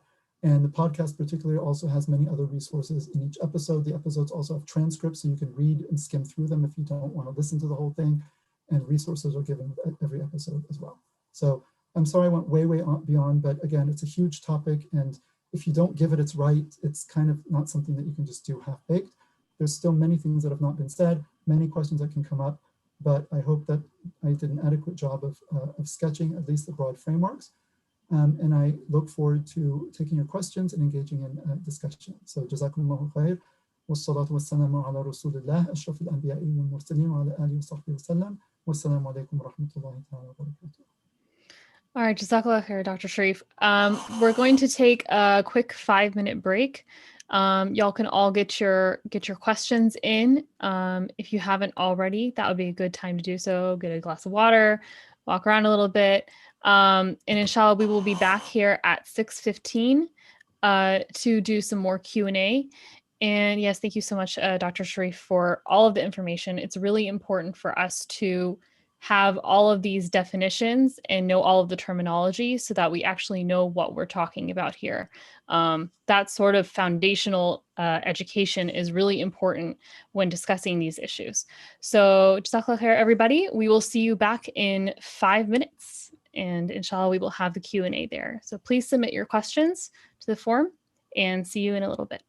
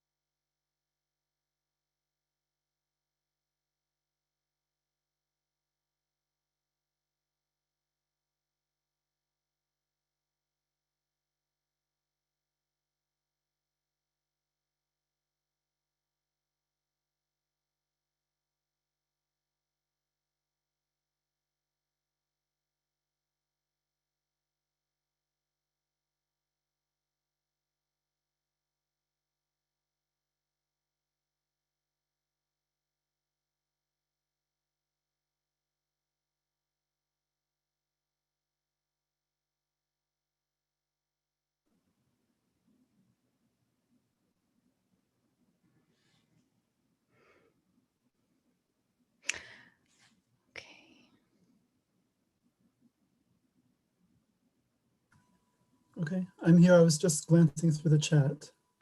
Yes, assalamu alaikum, everybody. Welcome back. Okay, so we have some questions in the chat. Let's see, Dr. Sharif, is there one that you want to take? Well, no, I'm just right now I'm reading, it seems like mostly comments. Were questions posted directly to the chat, or was there a separate form for questions to be posted? Yes, I can read you a few. So we had some questions come in beforehand, and let me see which ones we haven't actually gotten answers from your talk yet. So one question is, if a Muslim does engage in a homosexual relationship, does that mean that they're automatically going to hellfire? That's one of the questions that we have. So, I mean, engaging in such a relationship is prohibited. If it includes, you know, sexual acts and so forth, those are very serious, particularly the ones that, you know, we've discussed the kind of breakdown of that. However, we don't ever say about any act that a single act or series of acts automatically lands a person in the hellfire, because in the end of the day, Allah judges a person based on the totality of their life. However, you know, we fear that if someone is committing a major sin and doing so on a consistent basis, that would definitely, you know, that they would definitely run that risk by doing that, particularly since we know, especially if a Muslim dies, this is just a general principle, if a Muslim dies having committed a kabira, specifically a kabira without having repented from it, then that person is, you know, Allah can forgive the person, but can also punish the person. The person can actually go to hellfire for some time to make up, you know, to pay for the sin or sins that were not repented among the major sins, even if they're eventually let out and into paradise. Because as we know, no believer, a person who dies with La ilaha illallah in their heart, will remain forever in hellfire. This is the position of our theology. But Muslims should not be complacent, because they can go to hell, particularly if they die with a kabira that they have not repented for. So we don't make light of the act, but at the same time, we can't say about a particular act, okay, if you do this particular act, then you die, you will definitely go straight to hell. And it's not just sexual acts. We don't say that about any act in general, because again, people, unless they do the act and die right away and didn't have a chance to repent, I mean, people, always the door of repentance is open. The person can change their life. They can come out of that lifestyle. They can, you know, adopt a different course. They can, you know, repent of their past deeds, and they might end up as one of the greatest of Muslims. I mean, it's entirely possible. So. Okay, I hope that answers whoever asked that question. Another very common thing right now, because we are living in a time where there's a lot of activism going on, a lot of campaigns on social media talking about people's rights and things like that. One person asked this question in the chat, and people have asked this previously, with the LGBTQ movement identifying themselves as a minority, and the Muslim community also identifying itself as a minority, how do you balance rights for one without acknowledging rights for the other, like marriage or the freedom to wear the niqab? So what do we do in this situation? Yeah, I mean, that's a question that comes up a lot, and the way you phrased it is the way that it's normally put out, as a very sort of straightforward, simple, seemingly obvious, you know, principle. Well, shouldn't everyone get rights? And isn't it hypocritical to, like, you know, advocate some rights and not others, or rights for some and not others? I think that that's a simplification of the issue. Again, a lot of it has to do with the framing. One has to look at issues on an issue by issue basis, right? Because when it comes to something like, I mean, first of all, the question of gay marriage is not, it's a moot point right now, because the issue has been decided in 2015 with the Obergefell decision by the Supreme Court. So we're not asked, no one's being asked to weigh in on that question anymore, because it's been decided, right?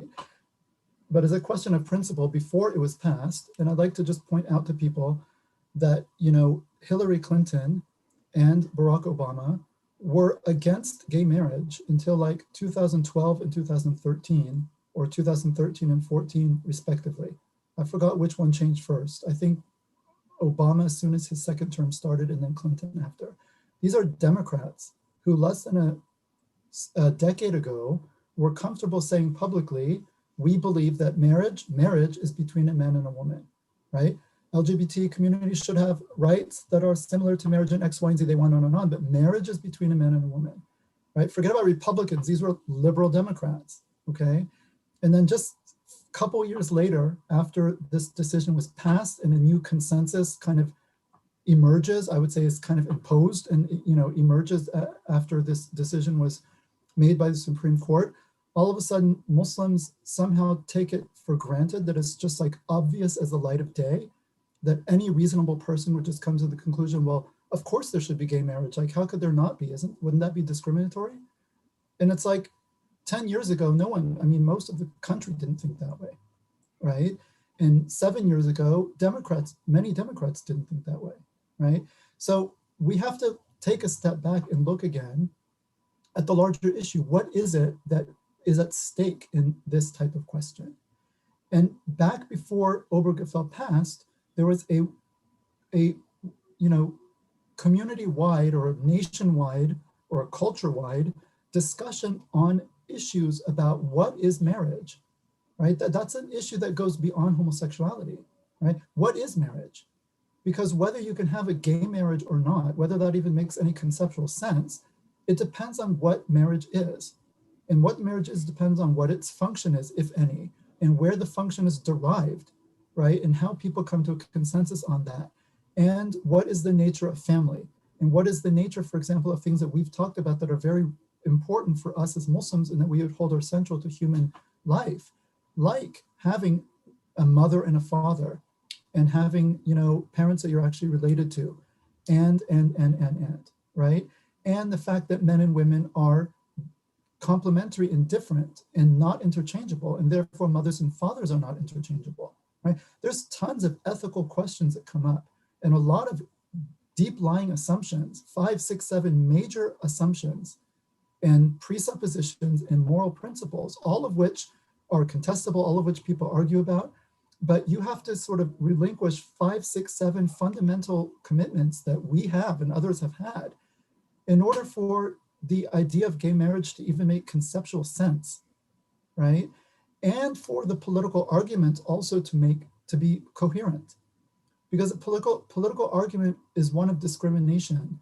Discrimination means that you should not treat two things differently that should not be treated differently.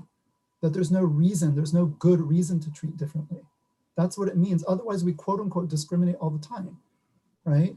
You have to be qualified to get a job. You have to be a certain age in order to drive, you know, so that's age discrimination.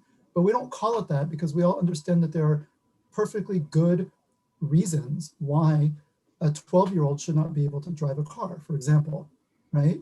So all I'm saying is that to even come to the point where the issue is conceived of as nothing but a straightforward question of, okay, are you for equality or you're for bigotry or like against treating people equally, right? For it to even be phrased that way and for that to even make sense means that you've already come to the decision that all of the relevant differences that we've talked about throughout this talk, in which I just summarized now a few minutes ago, all of the things that make marriage what it is, has traditionally been, that make the male-female relationship what it has been, that imbues sexuality with the, you know, meaning that it's had, and traditionally that it has in Islam, it presupposes that you've agreed to sort of relinquish all of those and sort of flip your position and change to the opposite view on all of those, such that, yeah, there's nothing left. There are no fundamental, real, you know, significant differences between, say, a heterosexual and a homosexual relationship on any level, such that it then just looks like arbitrary discrimination because the grounds for why you would, or why the law would have an interest, or the country would have an interest in preserving and protecting one type of, you know, family over another definition of family, right? Those grounds have been removed. And then it's just presented as a case of, you know, discrimination, unjustified, based on nothing but, again, buzzwords come, bigotry, hatred, animus, blah, blah, all of this other stuff, right? So for Muslims not to understand that that's the kind of game that's being played, and that's the rhetorical move that's being made, and to just jump onto these simplistic arguments of like rights and equality and they're a minority and we're a minority and this and that, that's, you know, that's a very superficial way to approach it. That's my opinion, right? What white rights are we asking for? And on what basis? And what rights are or were, for example, groups asking for when they were asking to change the entire definition of marriage against the will of the majority of the population, by the way, right?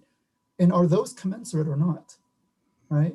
And can any group just come and just demand any right, and then because it's a group that's statistically a minority asking for a right, all of a sudden it just gets like, what's the word I'm looking for? It gets promoted into being a question of quote unquote minority rights with no distinction as to what's being demanded and on what grounds and how that affects anything else in society, right? And again, people don't like this comparison, but you know, there are discussions about whether the laws forbidding incest should be abrogated. Because the idea is, well, that's a moral law, it comes from Christianity, it's just a taboo, there's no reason, the secular state has no business, you know, telling consenting adults what they want to do in their own bedrooms. Same arguments that were made back before when they were challenging laws against homosexual behavior, same thing. Because those used to be prohibited too on the grounds that they were immoral and therefore shouldn't be tolerated in society because it would have bad moral effects if they became acceptable and widespread. And now when it comes to incest, so people say, well, okay, but there's birth defects. All right, well, what if they're both sterile? Now that we have gay marriage, what if it's two brothers or two sisters? You don't have that issue. Most people would say, yeah, but still, there's something wrong about it. But you can't give a secular reason for that. And if you push it hard enough, and if enough people felt strongly enough about the issue and wanted to get the government out of our bedrooms, and you know, what kind of medieval hangover is this for the government to be, you know, legislating sexual behavior of private individuals and all of this? I mean, are Muslims also going to jump? Like, is it conceivable today that in 15 years or 10 years or 20 years, if this were hypothetically to become like a public issue, is it reasonable, or do we Muslims think today that we would be pleased to look forward and see our community in 10, 15 years kind of rallying for the so-called right to incest on the grounds that, okay, well, this is a minority issue? So I think that framing of it is extremely, you know, problematic. Second point too, is that, you know, it's true that, so the LGBT community has expressed support for the Muslim community at particular junctures, particularly after the passing of the Muslim ban under Trump the first year, okay? But at the same time, you have to look at the substantive issues, right? It's not just because someone stood up for a particular right of yours that you would stand up for any right of anyone else, no matter what it is, without making any type of discrimination based on your own moral framework. So I remember 20 years ago, before, you know, when this was still much less of a kind of hot issue as it is today, one scholar came, you know, who's Palestinian originally, who's big in Palestinian activism, and he came to speak at our university about, you know, Palestinian activism and so forth. And someone asked the question, oh, especially in the area he lived, there were a lot of, you know, homosexual groups, LGBT, and they used to come out and support the Palestinian cause. And they said, well, what does that mean? Does that mean that you guys have to go now and march in the gay pride marches? And he said, no, of course not. And he said, everyone understands where we stand on that issue. They understand our moral framework, and, you know, that's it. There is not a reciprocity expectation when it comes to principles. And, you know, when they come, it's an issue by issue basis. When you come, if you're part of an LGBT group or you're an individual who identifies, you know, as LGBT, and you go to march for Palestinian rights, it's because you independently believe in the independent validity of that cause. It's not because you expect Palestinians to turn around and do you a favor, or the group who organized the march to therefore turn around. It's not quid pro quo. The idea is that you're going to support a cause that you actually believe in. So everyone who believes in Palestinian rights, come and join the Palestinian march. You're LGBT, you're whatever, you're atheist, okay, it doesn't matter. You agree with this cause, you come and you support it. Now, There's a march to radically redefine marriage, family, and so forth, and create legal categories. Okay, if you agree with that and believe in that, and that's part of where you stand in terms of your overall worldview, your framework, your moral commitments, what you think based on that is good for society, by all means, go. I mean, in this society, you're free to go and join the march. If I'm not saying go and do it, but you're free to go and do it. But if that doesn't line up with what you think, right, it aligns with your moral vision, you're under no obligation to go and do that. And I think it's important that Muslims realize that, because, otherwise you're constantly being asked to leave your moral framework at the door and to go and not just tolerate, but now to endorse and sign on to and promote things that go deeply against your own commitments, or should go deeply against your own commitments. And nobody actually lives a bifurcated life like that. People who are secular, more liberal, they don't leave their moral values at home when they go out into the public sphere. I mean, it's their moral values that define the public sphere. And they're constantly trying to enact legislation in order to align with that particular vision of the human being, that particular vision of society, that particular vision of morality, all of which is very secularized and individualistic and so forth, right? They don't leave their moral commitments at the door. They go out and act in the public sphere based on those commitments.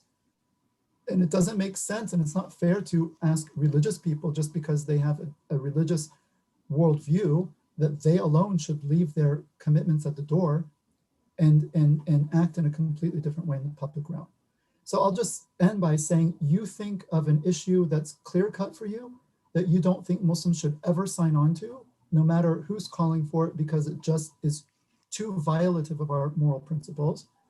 And then you think of an issue that's ambiguous, and you try to figure out whether, if the issue of LGBTs, for example, marriage, is ambiguous for you right now, is it due to something intrinsic to the issue? Because it was not ambiguous to any Muslim half a decade ago, let alone a decade ago. Or is it ambiguous just because the political climate around this has changed, and therefore it's just less, it's less comfortable and more inconvenient for us to sort of express an opinion which has now come to be seen as unpopular. Right. And if that's the case, then I think we also have to ask, as a Muslim community who's defined by our principles and our values, if that's an appropriate criterion to use when we are articulating our positions. Mm-hmm. Okay, thank you so much for that answer. Let's go to the next question. I think this is definitely from a parent. Their child is in high school, and they say, I see in Muslim high school kids, they understand and believe that acting out one's gay tendencies is a sin. They know and understand and believe this. At the same time, when they see someone come out or in a same-sex relationship, they make comments like, I'm happy for them that they're happy. How do we as parents reconcile these two different things we see in our kids? What are we supposed to say to them when they make these comments? How do we as Muslims advise our kids about having gay or gender fluid friends? My daughter thinks it's okay to be friends with a gay boy because he's safe. Yeah.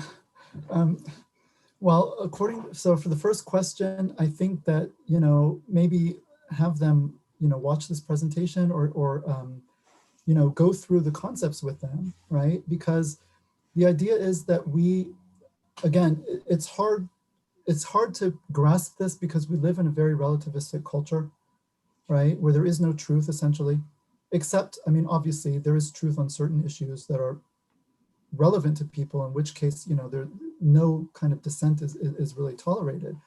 But the idea is that a lot of these issues that we might care about, there's considered to be no truth on. And so we have to realize that we are not relativistic in that sense. Allah says in the Quran, La ikraha fi din, there is no compulsion in religion. You cannot force any other person to become a Muslim, right? That's always how that verse has been understood. But then Allah goes on to say immediately after in the same verse, فَقَدْ تَبَيَّنَ الرُّشْدُ مِنَ الْغَيِّ, because right guidance stands out clearly now from error. So there is right guidance and there's error, there's right and there's wrong, there's truth and there's falsehood. And that's absolutely fundamental. We are Muslims because we hold Islam to be true. That is why we're Muslims. It should be why. Maybe if we're just Muslims out of taqleed, because our parents are Muslim and our community are Muslim, and we could have easily have been born into any other community and would be happy following the religion of that community, that's not sufficient. That is not why we're Muslim. We're Muslim because we have grounds to hold and to believe, and we do hold and believe that Islam is actually true. And if that's the case, then we know that Allah it's something that's directed to all of human beings, all humanity from the time of the Prophet Muhammad, peace be upon him, until the day of judgment. This is a universal call to every human being. And it's our job to, represent that and to, call people to that in the appropriate ways and so forth. And we know, again, as we said before, that Allah is the one who legislates. He's the one who commands and prohibits. And he does so based on his knowledge, his wisdom, his mercy, right?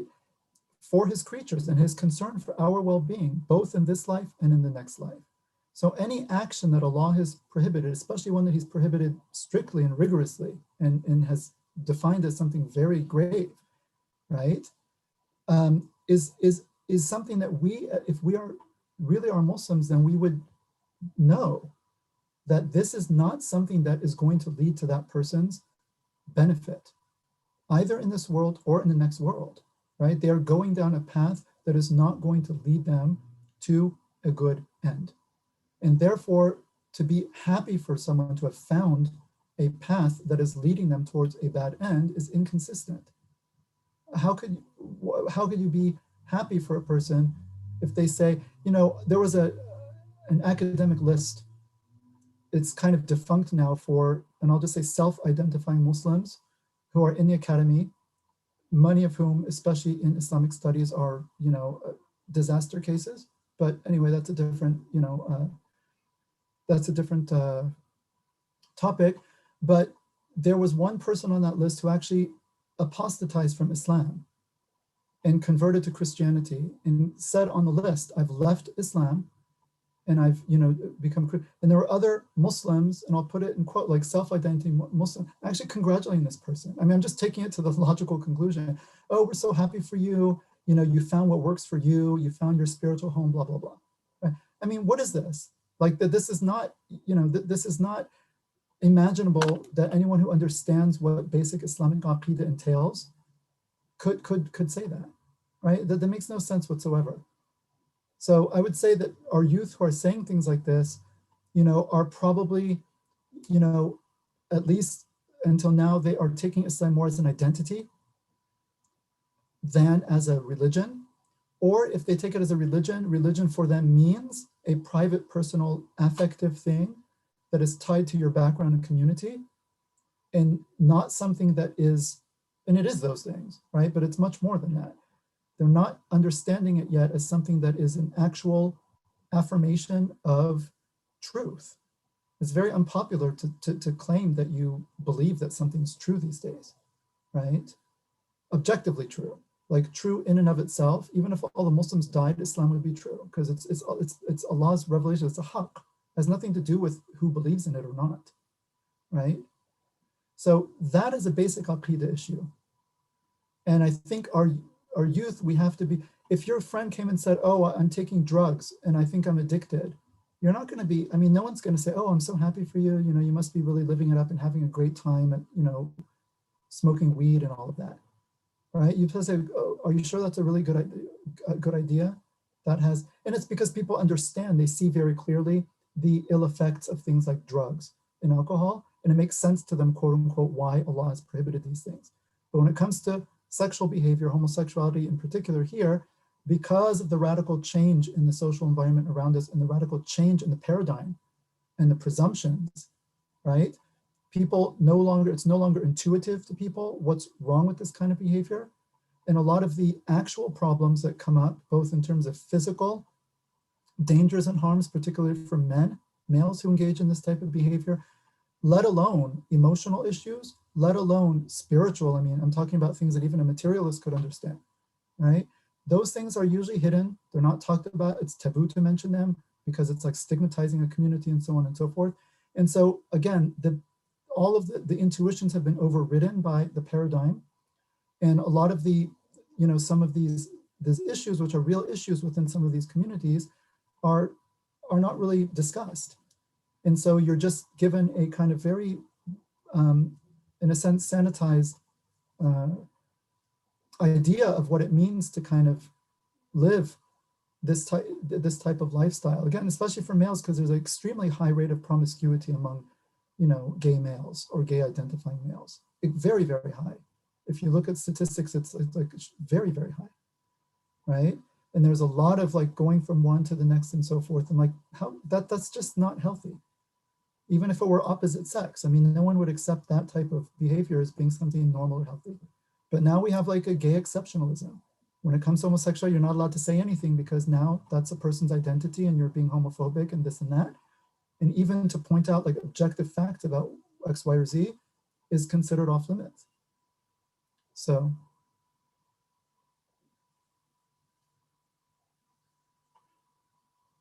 You're muted, sister.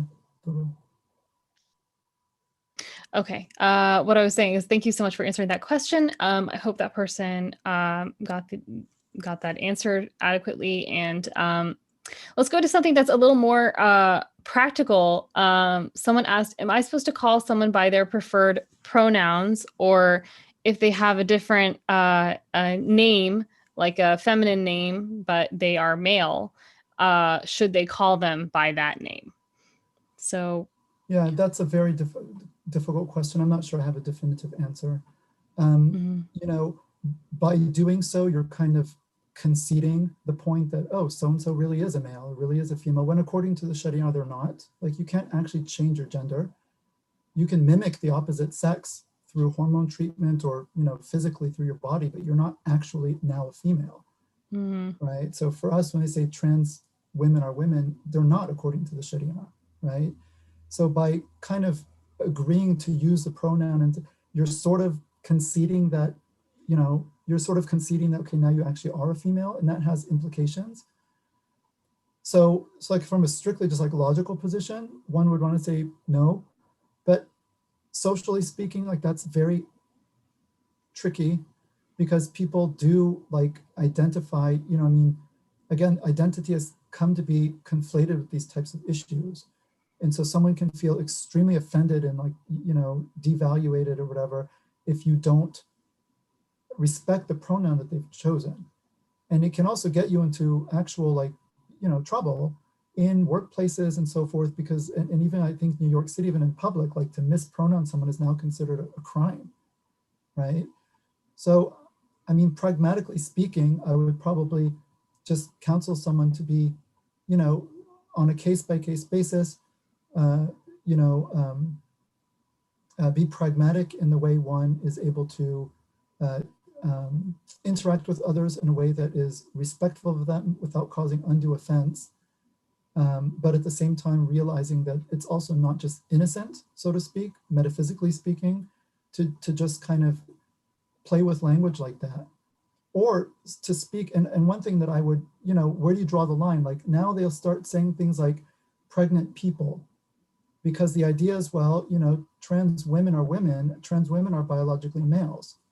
So not all women menstruate, because not all women have a vagina, that type of thing, because trans women are women. And so you can't say women who menstruate or women when they're menstruating, you're supposed to say menstruating people or people with penises, because not all men have a penis and not everyone with a penis is a woman. I mean, like I've actually read and heard this before. It's out there. And Harvard University put out like a guideline for sensitivity in the workplace, and they showed a man, they showed a woman, and then they showed a face of a man with a beard and everything, and then pregnant, right? And so this is now being normalized that men can give birth, and of course we cannot. This is absurd. It's not true, and this is like George Orwell. I mean, this is Orwellian to talk about men on their periods, and he just gave birth to a baby. I mean, this is not something 10 years ago. These phrases had never been spoken before in human language by anybody, right? And so this is a sense of, this is falsehood. This is using language to speak falsehood. And I think that Muslims should definitely avoid saying things like that, because we can't concede that that's the case. I mean, that we can't, and we don't. And the Sharia doesn't either, right? I mean, if you're a biological male, you're a male in the Sharia, and if you're a biological female, you're a female. You can't change gender and have the laws and the rulings of the other sex applied to you. And of course, the solution, well, just get rid of all the gender-specific legislation. Okay, throw the entire like Sharia out the window, right? So it's one has to be my suggestion would be on a case-by-case basis. Try to deal with other people sensitively, especially on a personal level, like by using if they say this is my name and this is my pronoun, especially if they kind of like already look very much like the sex that they're transitioning to. Okay, you're not responsible for that. The person looks like a female, goes by female name, asks to be called she. Khalas, I mean, that's not really your issue, right? Or vice versa. But again, when it comes to more generic statements that entail a commitment to sort of metaphysical premises, like gender really is just in your head and nothing else, and therefore men can get pregnant and so on and so forth, and women can impregnate others. I mean, this is a whole different level, and it's not reasonable that people should be expected to conform with this, in my opinion. At the same time, the presuppositions of the opposite paradigm, if you take them seriously, well then, for them, they'll say, well, it's a slippery slope. I mean, if you're allowed to, speak insensitively here, then why not there? And if you're going to respect a person's pronoun, then also don't exclude them by speaking about only women getting pregnant, because there are men who can, people who identify as men or are men, right? If you accept that identifying as a man actually makes you a man, who can get pregnant too. So you're being exclusionary by speaking about pregnant women. But what does it mean to say that human language now has to be excised of a phrase as obvious and universal as pregnant women? I mean, in this discussion, this culture is not allowing us to have, because you're not allowed to engage sort of metaphysical and deep ethical questions like that. Everything has been exchanged for a kind of superficial, discourse of rights and minorities and discrimination and all of that, which is on steroids, way beyond, it's going to self-destruct. I don't know when, but it's anything based on falsehood to that degree cannot maintain itself for very long. That's the way I see it. Wallahu a'lam. Okay. Let's go to another question. This is more about sexuality. How to positively handle our children's sexual curiosity and potential teenage lust, especially with peer pressure / hypersexualized entertainment, media, and internet's easy access to pornographic content. Yeah, I mean, I asked the same question. I have teenagers. It's very difficult. I think that one, to be brief, one has to instill a moral Islamic aqidah, proper aqidah, and morals and ethics and adab and so forth from an early age as strongly as one can, hopefully so that the child has a strong basis, a strong moral basis, where they will understand the dangers of these things and will be amenable to environments and so forth that will help them steer clear of that type of danger. Number two, it's important to have a good home environment, an environment based on deen, meaning deen also not just formalistically, but in terms of the way family members treat each other with kindness, compassion, respect, so on and so forth, where there's deep love of Allah and His Messenger, sallallahu alaihi wasallam, right, in an attempt at connection and so forth, so that the children feel that they have a home in their home and they're not alienated from it. The more alienated children feel, the more open they are to others, okay? I think it's also important to have strong sub-communities of like-minded Muslim families, right? And they're there, of course, Muslim families are there, but they really need to come together to try to say, okay, we will, especially if they have kids, who are similar in age, to really make those other kids their play dates and so forth. And if at all possible, I mean, if one can sort of control the circle of friends enough, then you can even make collective policies on things like technology. Like none of our kids have a cell phone until they're X years old. And because they're all just friends with each other, mostly none of them feels particularly deprived, because all of their other immediate friends don't really have it either. So they're not like really left out. That's a tougher call. When it comes to the instruments themselves, I mean, you've got to put protections on there. Pornography is extremely dangerous. It's extremely devious. It's extremely destructive, morally, spiritually, and has so many, and it's highly addictive, especially for boys. And I think it's just, it's really cruel to leave a child, anyone, but especially someone whose capacities for moral decision making and stuff are, as we know scientifically, are still developing through the teenage years, right? It's really cruel to leave them, especially a young boy, alone with a device where all he has to do is type in sex go, and just there's just no limit to what's there, right? And this is something that's completely unnatural. It's totally artificial, never existed before in human society. The camera was created in 1839. Before that, you had no photographs. People could draw pictures of things, and we have like erotic art from before that period, but this was very rare and not very realistic and this and that. But to actually be able to photograph another human being in particular sexual acts, this is something probably most human beings never saw throughout their entire lives, throughout all of history, because you would never have seen that unless someone were doing it in front of your eyes, which no one would really do. Okay, the fact that you have people producing porn in front of a camera and then that's mass distributed, this is completely unprecedented and artificial. And our brains aren't, whether you take it from a religious perspective or an evolutionary, materialistic, whatever perspective, our brains were not made to be able to handle that type of sexual stimulus that strong, that easily available, and it wreaks havoc on our brains, it wreaks havoc on our emotional lives, it wreaks havoc on our moral standing, right? But even physiologically, and especially for men, right? Pornography addiction is a real thing, and it's very destructive, and it destroys families, it destroys marriages, it destroys men's sexuality. They can no longer get aroused except through extreme input because they're so used to seeing such graphic material all the time.